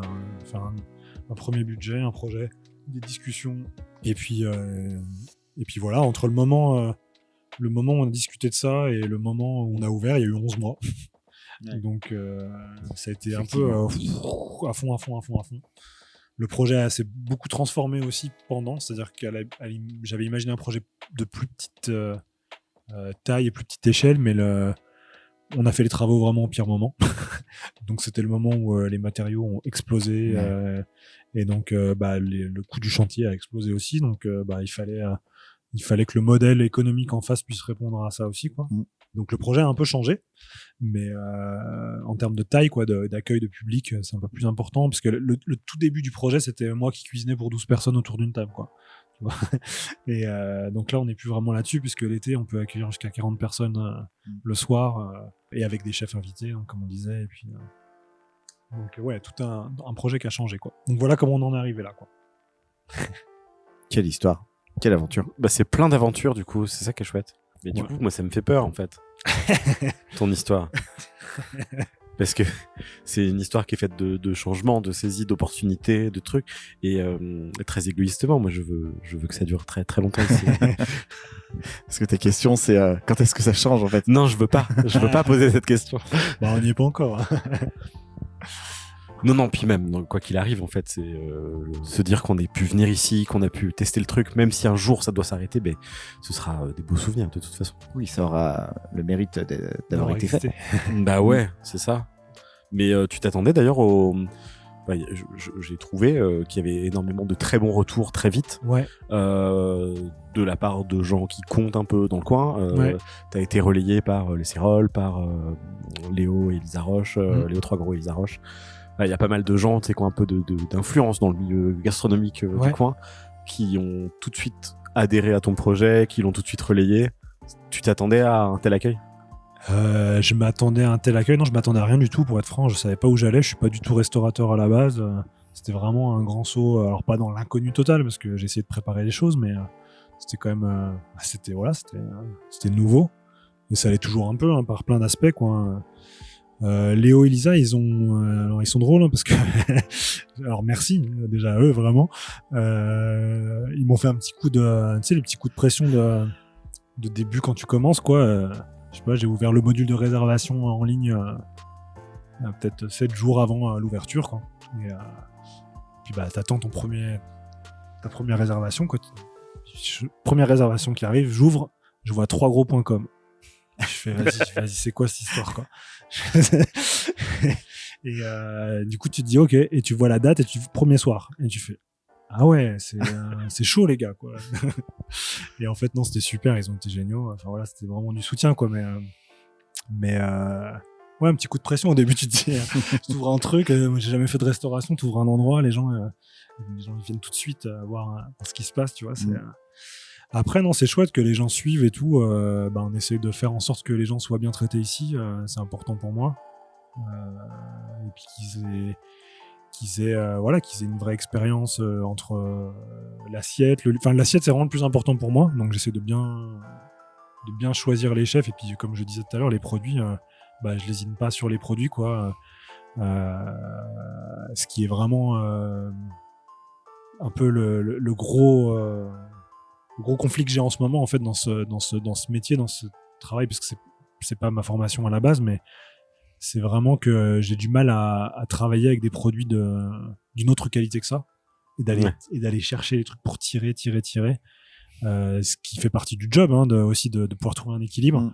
Et donc, en fait, ce que je trouve compliqué, c'est dans la restauration, en tout cas tel que je l'ai fait ici, c'est le fait de mettre tes valeurs personnelles en face de ce que tu proposes à vendre. Donc, c'est-à-dire, moi, ce que je veux, c'est proposer des bons produits qui respectent. C'est pas que la mode du bureau, du machin et tout. C'est plus, c'est des choses dans lesquelles je crois, c'est-à-dire bien traiter la terre, bien traiter les animaux qu'on va consommer, enfin des choses comme ça. Même si on ne maîtrise pas tout, je suis pas derrière chaque, tu vois. Mais c'est vraiment de pouvoir proposer un maximum de bonnes choses. Aussi parce que je pense que c'est meilleur pour le corps. Enfin, c'est plein de choses, quoi. C'est un tout pour moi. Et c'est pas juste un discours, quoi. C'est comme ça que j'essaie de manger à la maison. Et même quand j'ai il y a eu des périodes où j'avais moins d'argent, je mangeais moins, mais j'essayais d'acheter des bonnes choses parce que je me disais c'est mieux pour moi, c'est mieux pour tout, quoi. C'est une façon de voir les choses. Et quand tu veux mettre ça en face d'un modèle économique, sans faire du luxe, et trouver l'équilibre pour se rémunérer, payer le lieu, payer le projet, payer les chefs, et ça c'est le vrai casse-tête, en fait, tout le temps, parce que c'est déjà une certaine somme finalement de venir manger ici. J'en suis conscient, et en même temps j'essaie toujours de garder le truc où on verse pas dans quelque chose de luxueux, parce que c'est pas ce que je veux proposer ici. Je veux proposer un truc qui soit hyper convivial, et je veux que ça reste accessible, même si c'est pas le restaurant où forcément tout le monde peut pas venir manger toutes les semaines ou tous les soirs, on n'en sait rien, tu vois. C'est sûr, quoi. C'est pas une cantine, sauf sur les moments hors saison où on fait exprès justement de faire plus de la cantine, où c'est moi en cuisine, et j'ai plaisir là, j'adore faire ça. On le refait là pour le week-end de Pâques. Mais l'été, c'est de proposer des super chefs qui finalement, dans un contexte similaire, mais en milieu plus urbain, à Lyon, à Paris et tout, il y en aurait pour beaucoup, beaucoup plus cher finalement, parce que c'est des chefs de super qualité. Là, on a eu Jan Zarate, qui est un chef colombien, qui est classé parmi les 100 meilleurs chefs d'Amérique latine. Là, on a eu l'année dernière Juliette Barry, qui est venue ouvrir la saison avant-hier. Là, et, le restaurant dans lequel elle est sous-chef a été élu meilleur restaurant de Paris par Time Out. On a eu Chris quand t'es venu, Étienne, Chris qui maintenant est le chef exécutif de Maurice Sacco dans son restaurant. Donc c'est-à-dire Maurice Sacco ouvre un restaurant et maintenant c'est Chris qui est le chef là-bas. Donc il y a vraiment des gens. Bon, après il y a pas que les noms, tu vois. Là, je donne des noms parce que ça parle aux gens qui nous écoutent peut-être, mais parce qu'il y a des gens qui ont beaucoup plus discrets, qui sont passés par ici, soit plus jeunes, moins expérimentés, ou soit avec beaucoup d'expérience, mais qui ont choisi justement de sortir de ces circuits gastronomiques, mais qui ont cuisiné vraiment superbement ici, qui nous ont régalé, quoi. Et voilà, je pars un peu dans tous les sens, mais c'est pour dire que l'idée c'est vraiment de proposer une chouette expérience ici, et que c'est pas que tu vois, c'est pas que marketing, quoi. Évidemment c'est marketing dans le sens où le fait de changer de chef, ça attire les gens, ils peuvent revenir et tout, mais moi il y a vraiment aussi une expérience d'accueillir des gens ici, de leur dire voilà, tu fais ce que tu veux, ta carte blanche, les contraintes c'est les prix, on reste toujours dans telle fourchette, et les produits c'est les produits d'ici, et voilà. Maintenant tu fais ce que tu veux, mais il faut rester dans ce truc là pour qu'il y ait une logique entre chaque chef, et que quand les clients reviennent puissent s'y retrouver. Mais ouais, après c'est éclatez-vous avec les produits qu'on a ici, parce que les produits sont cool, quoi. Ouais, on a la chance d'avoir plein de super producteurs et productrices dans le coin, dans tous les domaines. C'est quand même une chance énorme qu'on s'applique à mettre en avant dans chaque épisode du podcast. On fait ce qu'on peut. Écoute, on mange en fait déjà. D'ailleurs, on va reprendre un petit peu du vin de Florentino. Tout à fait. Et toi, du coup, tu connaissais donc toute la scène musicale rouennaise pendant des années. Ouais. Et là, t'as découvert le milieu gastronomique rouennais. T'as fait de belles rencontres. Bah écoute, ouais, c'est chouette. Il y a même, enfin, après, ce qui est compliqué, c'est que sur une échelle comme la nôtre, on peut pas bosser avec tout le monde, mais il y a plein de gens avec qui, tu vois, on rencontre tout le temps des nouveaux maraîchers, à droite, à gauche, là. Donc moi, je travaille avec Mickaël. Mickaël, il est connu parce qu'il est, voilà, il fait des trucs super. Il est bien installé, donc il est visible. Il est visible à Roanne, il est visible parce qu'il travaille avec d'autres restaurants. Et c'est aussi pour ça qu'on travaille avec lui, parce qu'il y a aussi une qualité et une régularité qui facilite le travail ici au restaurant. Mais on travaille aussi avec un autre lieu, par exemple, au niveau des légumes et des fleurs, beaucoup, qui s'appelle les Carrés Jardins, à Souternon. Et c'est un lieu qui a ouvert il y a... je crois qu'ils ont ouvert un peu avant nous. C'était tout neuf. Et c'est un peu une espèce d'oasis... en agriculture biologique à Souternon, où ils font tout un tas d'expérimentations. Ils ont récupéré toute une ancienne stabulation, une ancienne ferme, et ils ont ouvert un forum pour accueillir des associations, des séminaires aussi, un labo de transformation. Il y a de la enfin non, il faut pas de pisciculture, mais ils ont tout un tas de cultures dans des bacs qui sont alimentés par des truites. Enfin voilà, ils font plein de choses très chouettes, et on essaie aussi de passer par eux, même si forcément, ce que je dis, on peut pas faire travailler tout le monde autant avec le volume qu'on a ici. Mais j'essaie d'emmener les chefs tout le temps, parce que c'est un beau lieu à visiter, puis j'incite les gens à aller voir. C'est un chouette projet qui a été initié il y a 2 ans, et voilà. Et après, il y a des produits, on en trouve tout le temps des gens qui font des trucs chouettes dans le coin là, on découvre régulièrement, quoi.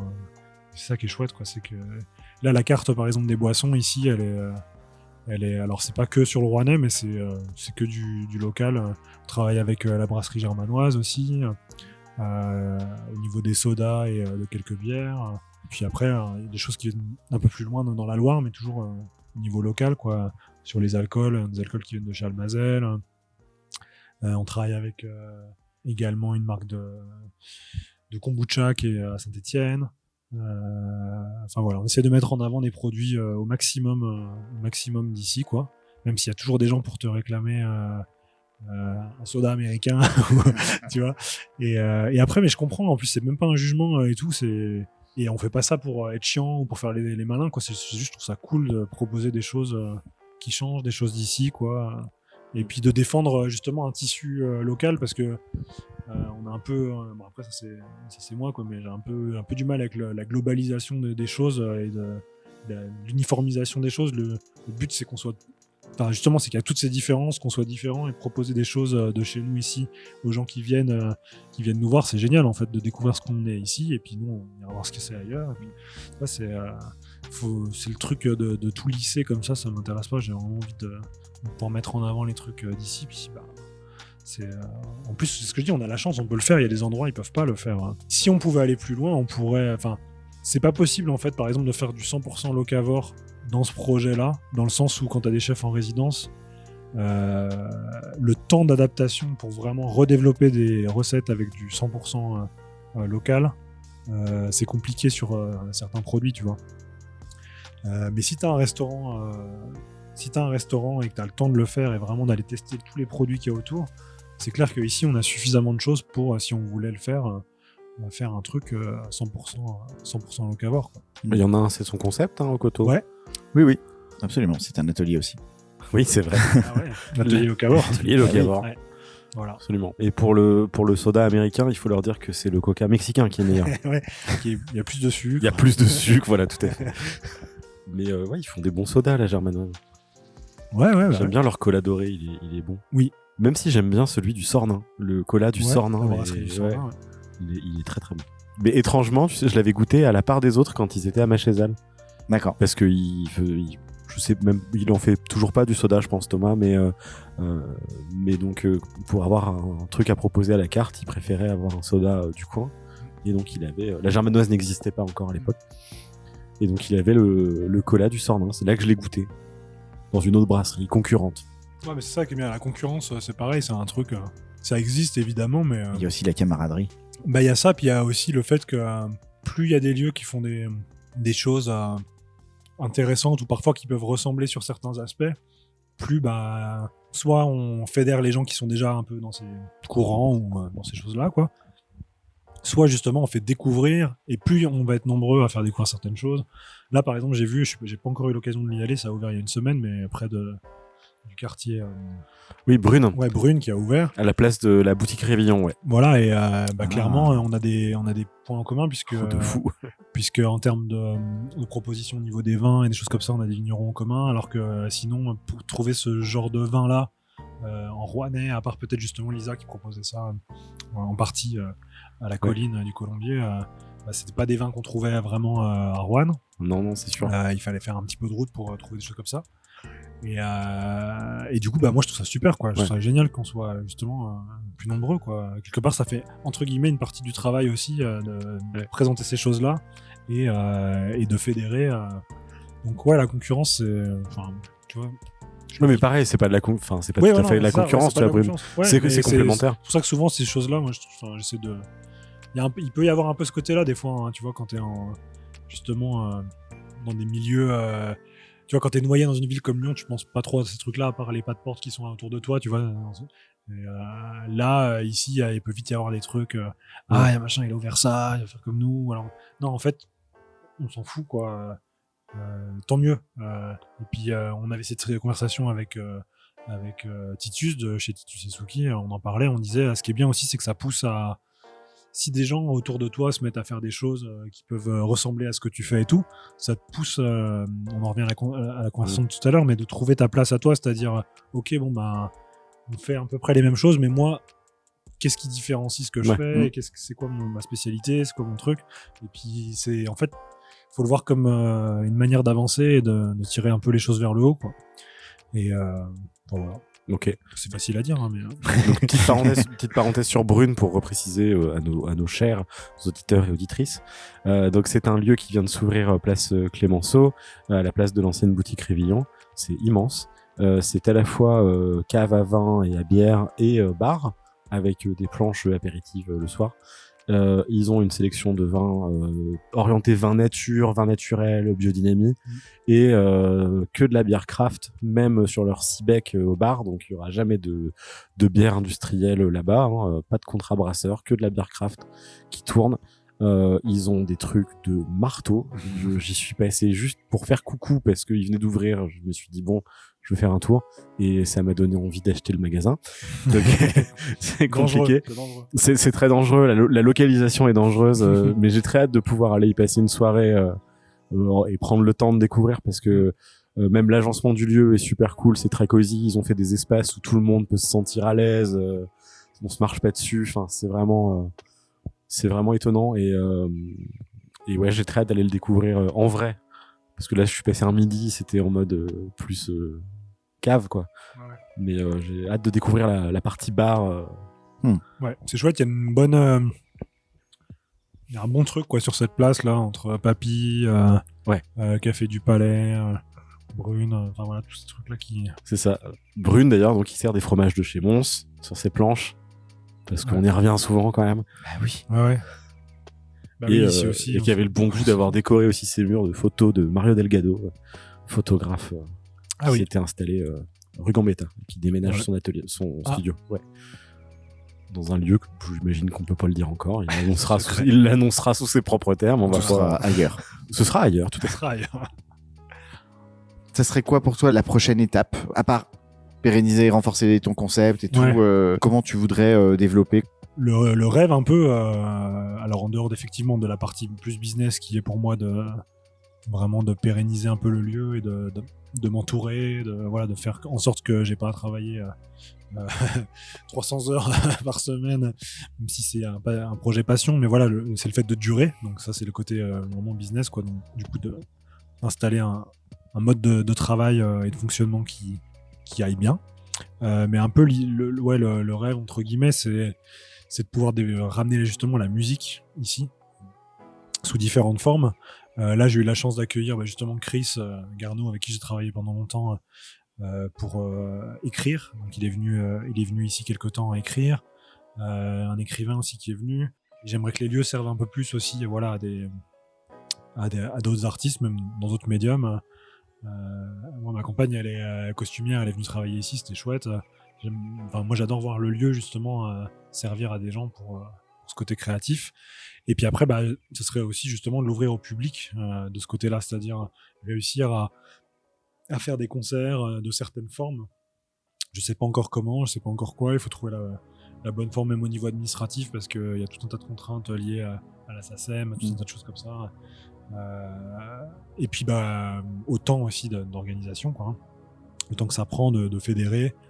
Mais là encore, l'idée c'est de proposer des choses qui changent un peu, de profiter du réseau que j'ai eu en tournant pendant des années ici, quoi, et d'en faire profiter les gens, d'avoir des chouettes propositions. Et puis donc voilà, en termes de projet, ce serait ça, quoi, ce serait de ramener la musique ici en fait, parce que là pour le moment la musique elle est que dans les enceintes. Alors, il y a toujours de la très bonne musique. Alors je tiens à préciser, ce ne sont pas des algorithmes, ce sont que des playlists faites mais ça se à la sent. main. Ça se sent, c'est toujours de très bon goût. Oui, mais la playlist, c'est même une activité parallèle, quoi. Tu c'est génial. fais des trucs pour les radios. Je fais, oui, c'est vrai, j'ai une émission de radio depuis, pas de radio, du coup un programme musical plutôt qu'une émission de radio depuis 6 ans là sur une web radio. C'est un truc que j'adore. Là pour chaque chef. Alors pas pour chaque chef parce qu'on n'a pas toujours le temps, mais pour pas mal de chefs, on discute de ce qu'ils aiment et tout, et puis du coup je change la playlist un peu en fonction. Donc je mélange des choses que moi j'ai choisies pour le resto avec des choses qu'eux ils choisissent. Et du coup je fais évoluer tout le temps un peu la playlist. C'est une discussion, quoi. Et tout c'est chouette, est fait maison ici. Ouais, c'est l'idée, ouais. C'est la vibe, comme on dit. C'est carrément vrai. C'est ça l'idée, quoi. C'est qu'il y ait une expérience personnelle entre guillemets, quoi. T'as Rouen Table Ouverte aussi pour la musique. On a fait Rouen Table Ouverte l'année dernière, ouais.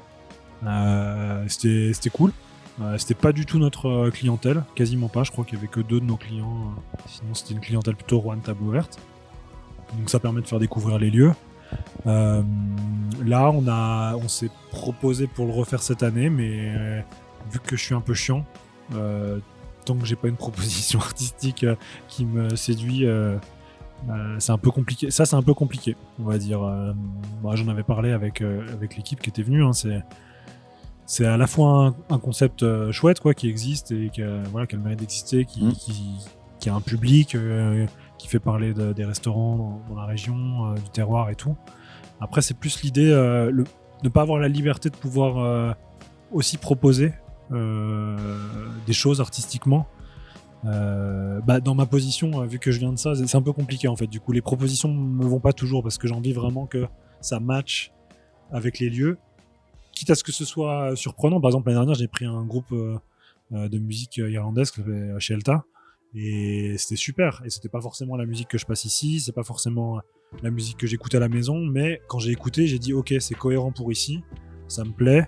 Ça ira avec malgré tout avec ce qu'on défend ici, ce qu'on fait ici, et j'espère que cette année on va retrouver un accord de ce type-là, quoi, qui peut changer effectivement de ce qu'on fait d'habitude, mais j'ai envie quand même qu'il y ait qu'il y ait une cohérence en fait, et puis il faut que ça me plaise en fait. C'est un peu bête, mais c'est difficile en fait quand la musique c'est un peu toute ta vie d'accepter une proposition musicale qui te plaît pas, quoi. Ouais. Et il faut que ce soit cohérent et entier, quoi. Ouais, c'est ça. Faut que ça.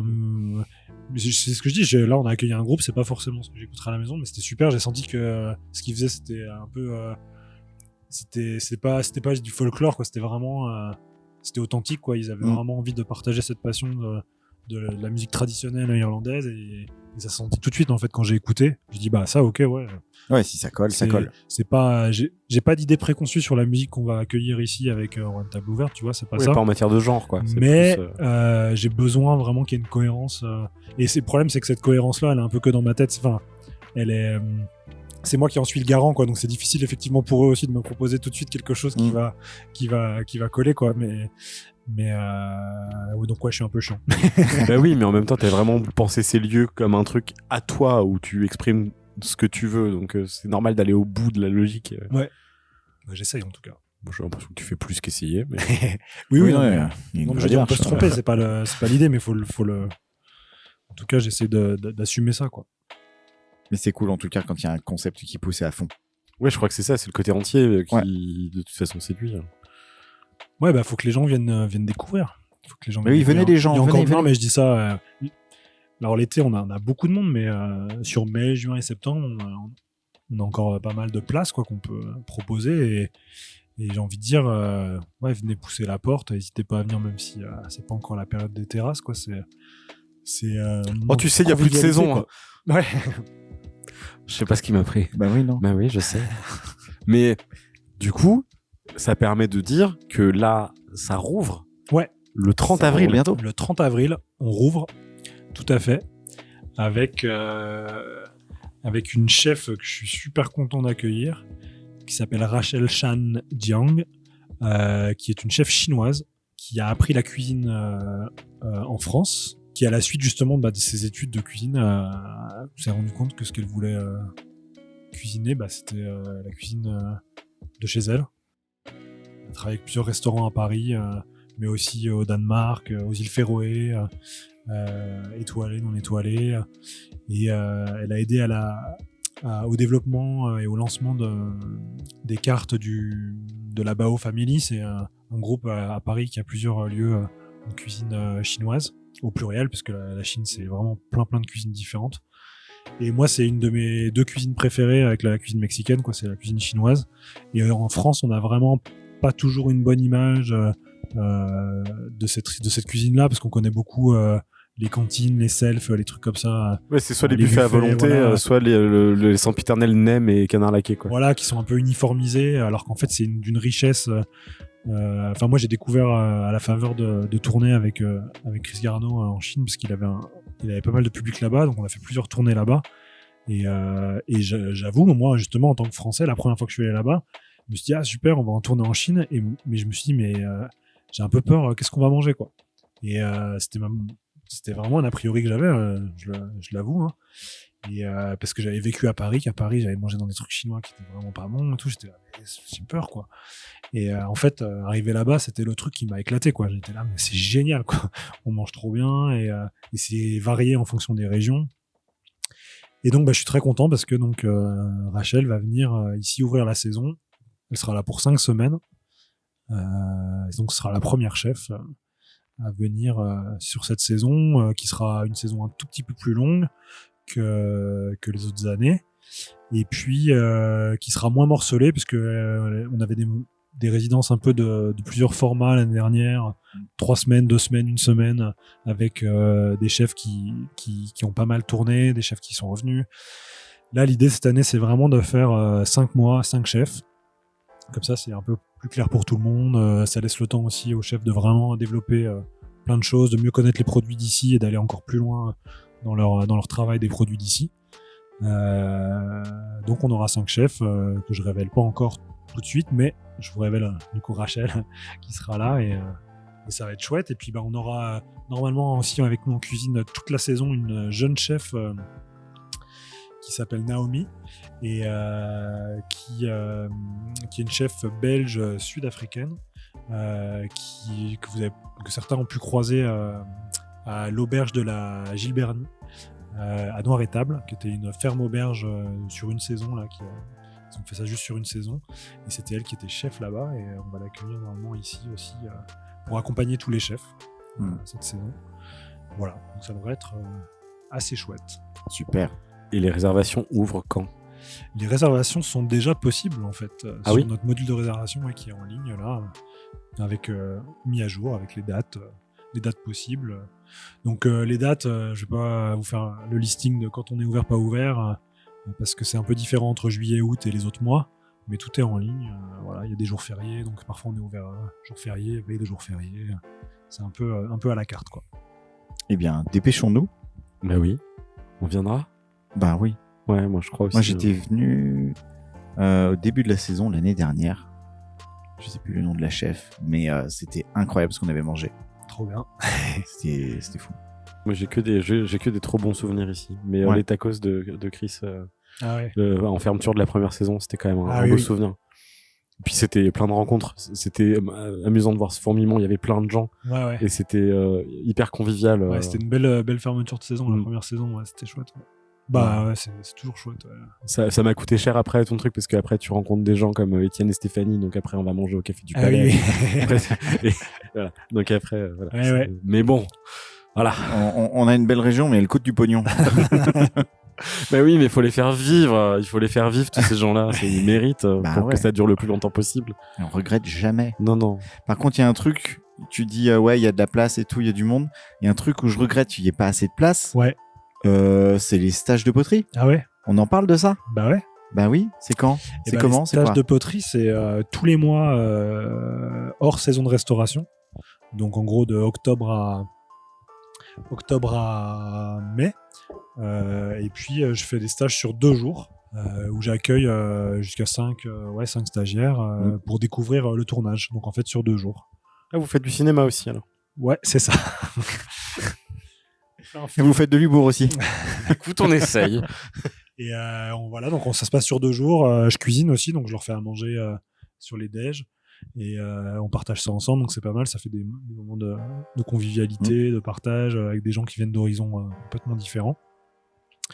Et puis, l'idée, c'est que à la fin du stage, on arrive à conserver environ 3-4 formes que moi, je vais finaliser par la suite, c'est-à-dire cuire une première fois, émailler et cuire une deuxième fois pour ensuite les restituer à leurs auteurs. Donc ouais, c'est assez chouette, on me propose ça ou alors des formats très courts à l'inverse, sur 2 heures, 2 heures et demie, vraiment une découverte flash. Ah ouais, d'accord. Ça c'est possible pour 1 ou 2 personnes, ou même et après à partir de 4 personnes, on fait aussi des découvertes demi-journée, journée, week-end, à la demande dès qu'il y a un groupe qui est constitué, quoi. D'accord. Ça, c'est possible Donc quand on aussi, voit qu'il n'y a plus de place sur une date, en fait, il vaut mieux te contacter pour caler une autre date. Ouais, si vous êtes en nombre, C'est bon à savoir. c'est possible, ouais. Dès qu'il y a un groupe, je peux ouvrir, quoi, en fait. Mm. C'est plus pour les individus, en fait, les dates posées et proposées tous les mois, c'est plus pour des personnes qui viennent, voilà, individuelles ou à la limite à 2 et qui veulent faire un stage sur 2 jours. Après, dès qu'un groupe est constitué, on peut discuter, quoi. Oui, parce que t'aimes pas trop prendre des vacances en fait. Ouais, là, ça commence à, Le sujet qui ça fâche. commence à gratter. Mais quand est-ce que tu te reposes? Et ouais. Bah, pas tout de suite, mais on fait tout pour mettre les choses en place pour refaire de la musique et prendre des vacances. Dans cet ordre. Oui. Ouais, dans cet ordre, parce que la musique, je dois en faire rapidement, là. Ouais. Pour mettre ça, ouais, en parallèle de la saison, c'est un bon truc pour se vider la tête et créer. C'est des bonnes conditions. Trop bien. Je la bouge pas. Du coup, je le dis dans le micro directement. Bon, du coup, mais c'est terrible parce qu'on a une question on a une espèce de listing de questions qui nous permettent de revenir sur le fil. C'est plus un fil, c'est une pelote. On sait que ta vie, elle a été changeante, elle a été mouvante et c'est trop cool. Ça fait une somme d'expériences géniale. Mais toi, est-ce que tu vois ton avenir dans le coin au niveau perso et pro? Mais peut-être plus sous quel horizon, comment tu vois les choses? S'il te plaît, pars pas en Bretagne. Ou alors, mais en vacances, quoi. En vacances. Ouais, prends des vacances, ouais. C'est en fait, en même temps, j'ai passé la majeure partie de ma vie par ici, quoi. Donc quelque part, je viens d'ici, quoi, tu vois. Donc j'ai pas l'impression que ce soit Et par tous les chenins, tu y reviens? Putain, j'étais sûr que t'allais la dire. J'ai dit les chenins, hein, tu noteras. Oui, non mais voilà. Je me suis dit, il va sauter sur l'occasion. Bah oui. Ouais, big up Florent. Écoute, c'est impossible de dire oui ou non en fait, parce que j'ai l'impression que pour le moment dans ma vie, même si finalement j'ai fait des choses que j'avais envie de faire, mais il y a aussi beaucoup, comme tu le disais, des opportunités, des choses enfin voilà, en fait j'aurais pas pu te dire même il y a 5 ans que je serais en train de faire quelque chose ici, ou enfin tu vois. Donc pour le moment c'est ici, et c'est quand même un projet qui s'inscrit dans une durée. C'est pas un truc que j'ouvre comme ça et puis hop, je m'en vais, quoi. Donc pour le moment je suis là, je m'inscris ici, je viens d'emménager dans un nouveau logement là cette semaine, donc c'est pas pour bouger comme ça, tu vois, mais c'est un peu difficile parce que pour le moment c'est pas au jour le jour, mais c'est quand même saison à la saison, de voir comment ça va, comment ça se développe, et voilà. Et c'est vrai que ce projet, je suis revenu ici beaucoup pour celui aussi, quoi. Donc pour le moment, ma présence ici, elle est aussi beaucoup liée à mon histoire ici, dans la région, mais aussi à ce lieu, à ce bâtiment même, à cette opportunité de pouvoir le faire vivre et le partager, quoi. Donc j'ai pas de réponse. C'est un peu une réponse de politicien, ça, mais j'ai pas de réponse. On avait dit qu'on n'invitait pas de politique, donc comment Ah non, ouais. on va devoir... Mais lui, il nous tous- donne de la bouffe, alors ça va. On va devoir supprimer l'intégralité de l'épisode. Mince. Mais ouais, C'est non, con, c'est j'ai bien. pas de réponse définitive là-dessus, quoi. J'avance et j'avance ici. Ça, je peux Bah, te c'est le déjà dire. super. Mais c'est Ça, super. je peux te le dire. Et après, Nous, les seules réponses définitives, c'est dans le X ou Y. Hein. Après, le reste, les gens peuvent partir dans des délires, ça nous va. Hein. De toute façon, on n'écoute pas vraiment, on écoute d'une oreille. Hein? T'es marrant, en fait, aussi. Ouais, écoute, j'ai mes moments. Mais j'y pense peut-être juste pour préciser aux gens que les ateliers des Grands Cèdres sont situés aussi sur le domaine ouais, des Grands Cèdres, où il y a une salle de réception et de mariage, c'est ça. des cabanes dans les arbres absolument incroyables avec le wifi et le tout à l'égout. Avec les spas. Et Avec les spas. Ouais. C'est incroyable, elles sont Ouais. folles ces cabanes. Ouais. Et le château. Et il y a des chambres au château ici. Ouais. Tout à Donc, fait, si vous voulez vous marier dans un cadre incroyable, ou faire des fêtes de famille de folie. ouais, tout à fait. Ou si vous êtes jeune entrepreneur dynamique, Pour faire des séminaires. jeune entrepreneuse dynamique. Faire des formations. Mais nous aussi aux ateliers, on propose pour des plus petits groupes de travail une salle, c'est ce que je disais, quoi. Donc on accueille, on fait à manger sur place, donc c'est des journées un peu complètes. Ah si, je peux parler rapidement de notre. Donc moi, je suis locataire ici du domaine. Parce que le domaine, c'est à ton père. Ouais, c'est Ouais. ça. Mais je suis locataire ici. Il y a le domaine des Grands Cèdres qui est la structure qui gère les hébergements, tout ça. Et derrière, il y a un nouveau locataire dans le bois derrière aussi qui s'appelle David. Et il a un lieu qui s'appelle Sparte Extrême. Et c'est un parcours du combattant qui est adapté à tout public. C'est-à-dire autant des publics de personnes à mobilité réduite que des plus jeunes, que des sportifs ou des gens qui passent des concours pour pompiers, la police, des choses comme ça. Et il accompagne des groupes, donc il est juste derrière maintenant, il vient de s'installer. Et voilà, donc c'est pas mal parce que justement, nous sur les séminaires, là, ça nous permet aussi d'accueillir des groupes ici aux ateliers. Ils font leurs réunions, ils mangent, après ils vont faire un parcours avec David où il fait aussi des cours d'orientation, il anime, voilà, il fait pas mal de choses sur Cordel qui a un label. Alors je vais pas dire de bêtises sur le label, je suis désolé, mais c'est un village sport. En fait, au niveau de la Loire, c'est un label qui est dans certains villages qui regroupe des équipements liés au sport parce que nous on a une grosse base d'aviron là. Qui va accueillir des équipes en entraînement voilà. pour les JO. Ouais, c'est ça. Il y a plein de parcours de VTT qui ont été balisés, pas mal de propositions, quoi. Et puis surtout, il y a des vestiaires à disposition des publics qui viennent sur la commune faire différentes pratiques, quoi. Ben, voilà. Donc, on travaille aussi donc avec David qui est juste derrière. Hyper cool. Ben voilà. Et maintenant, on va arriver dans les dernières parties de la conclusion. Parce que c'est une conclusion en plusieurs parties. C'est vrai. C'est vrai. Non, c'est la vérité. Tout est vrai. Je En, dis. 4 chapitres. Non, Presque. il y en a 2. Et le premier, c'est le portrait rouennais. C'est comme un portrait chinois, mais local. Ok. Et on va te demander si tu étais un truc, et tu nous dis, Ok. selon ton inspiration. T'as le droit de répondre des conneries et des vannes, hein, mais tu peux aussi nous répondre sérieusement. Ok. C'est toi qui vois. Si tu étais un village du Rouennais, Un village du Rouennais. Moi, j'aime beaucoup me promener par chez toi, à Saint-Jean-Saint-Maurice. C'est vrai que c'est joli. Ouais, c'est très beau. Moi, ça a une réponse un peu facile, mais en fait, c'est assez chouette et il y a un côté un peu. Il y a un double sentiment parce qu'en fait, c'est très très très proche de Cordel, d'ici, sur une carte quand tu regardes. Et même là, depuis chez moi, je vois la tour et tout, c'est juste en face. Mais en fait, il faut faire 15 bornes pour y aller. Oui. Donc, il y a ce petit côté bon, on fait le plus là. C'est vrai. Faut trouver un point pour Mais c'est traverser très la beau, Loire. Ouais, un village, ouais. J'aime bien les vieilles pierres. de toute façon, c'est soit Saint-Jean-Saint-Maurice, soit Saint-Anne-le-Châtel. en Ouais, général. souvent, ouais. Ouais, j'ai en plus, voilà, T'as hésité c'est avec facile, Saint-Anne-le-Châtel ouais, bah Ouais, ouais. c'est pas un jour, les gens vont citer le Crozet, et là, on sera soufflé. Là, on sera sur le cul. Ouais. C'est joli le Crozet. C'est Le très crozet, joli, ouais. c'est ce qu'on boit ce soir. Oui, c'est vrai. C'est très joli, ouais. Mais, Non, faut se rendre à l'évidence quand il y a des choses belles, voilà. Ouais, non, mais c'est vrai. Non, puis en plus, c'est juste à côté. Ouais. Voilà. Si tu étais une rue de Rouen, Une rue de Rouen. Ça, c'est dur, ça. Si j'étais une rue de Rouen, eh ben, j'ai passé beaucoup de temps dans la rue Bourgneuf. Alors, je sais pas si je serais cette rue, mais cette rue, j'ai passé du temps. Là. qu'est-ce qu'elle représente pour toi? Bah, le lycée, les bars qui étaient autour, voilà quoi, c'était ça quoi. Mais je sais pas si c'est là où j'enverrai les gens qui viennent, qui viennent Bah, découvrir Rouen, mais Il y a moins de bars dans la Ouais, rue puis c'est- Bourgneuf. Il y a ouais, puis plus. c'est fini les bars quoi. Maintenant c'est des boutiques, des choses comme ça. Quoi. Il en reste, il en reste Ouais. quand même 2, mais Mais ouais, il y a un, ouais, voilà. je l'aime bien cette rue. Hein. Ouais. Est-ce qu'on vous l'a déjà donné celle-là?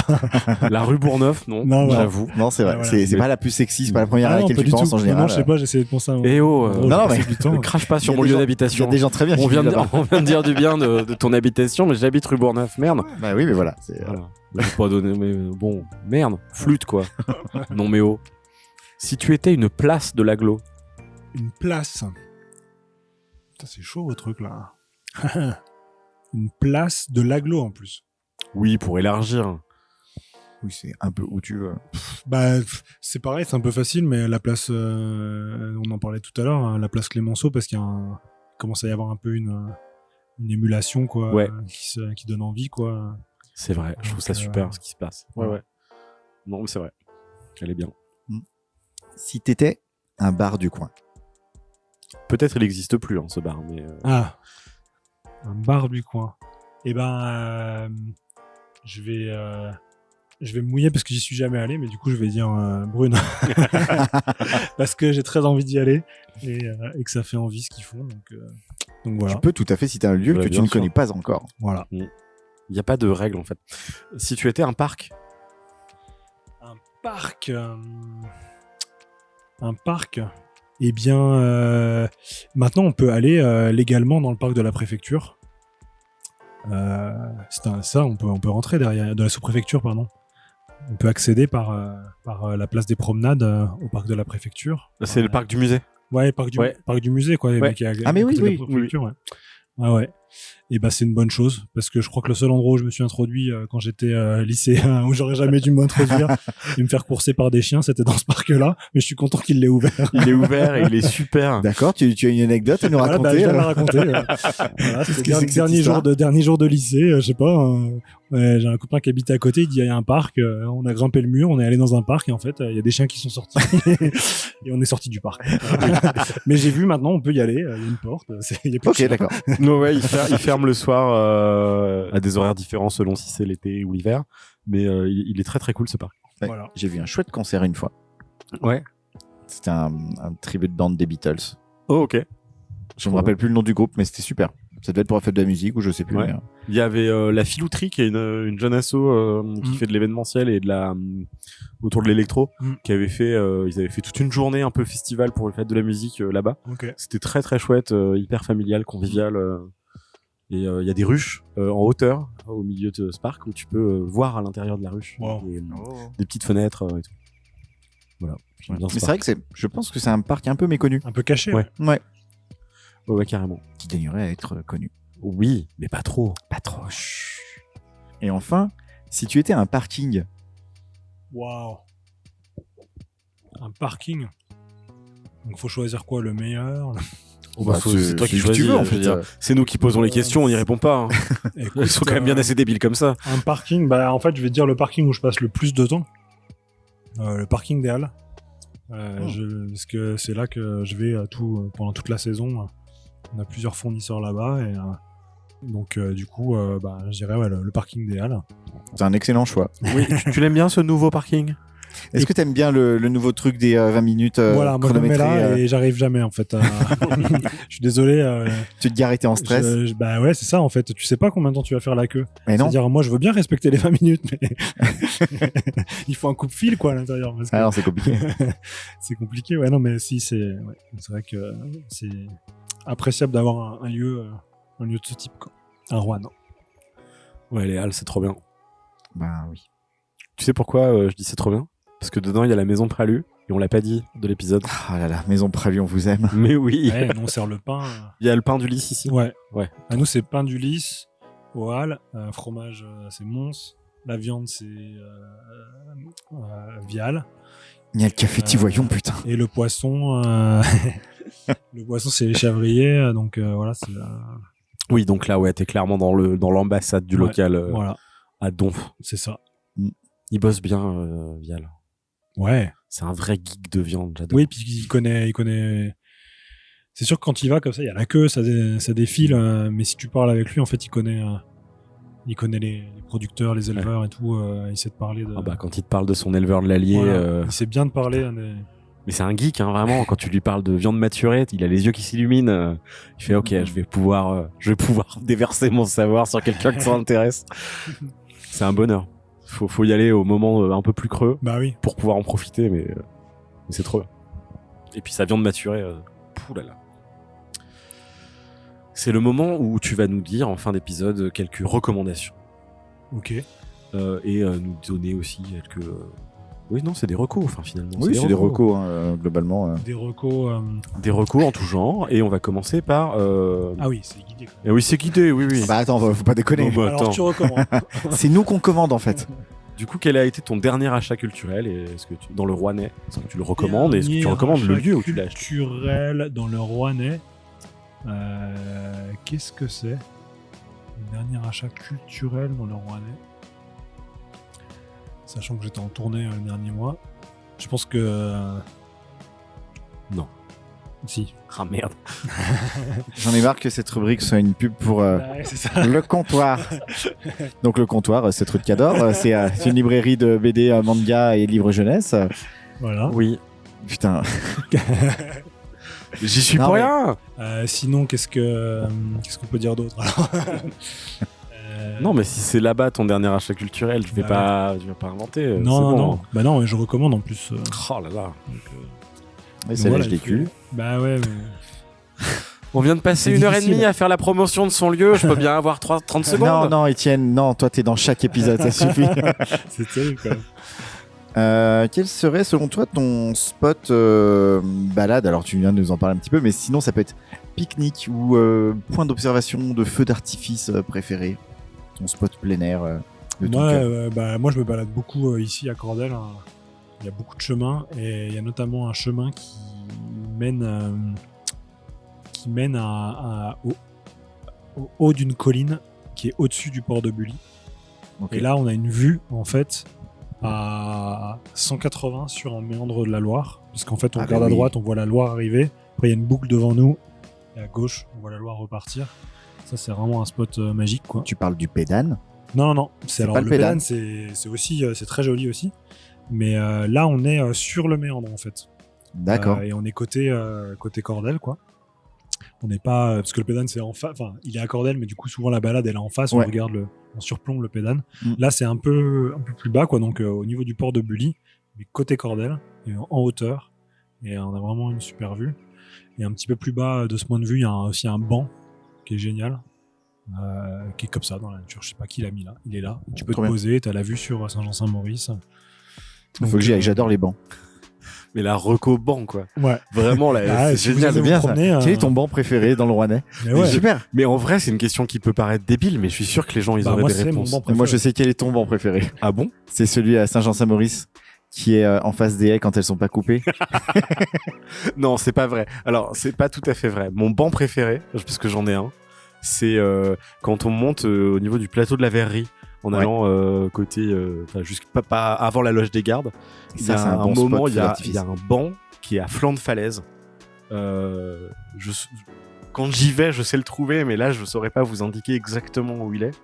Mais le truc est ouf parce qu'il est, il est au milieu du vide, enfin, il est au-dessus du vide et il devrait pas exister ce banc pour des raisons de sécurité publique. Mm.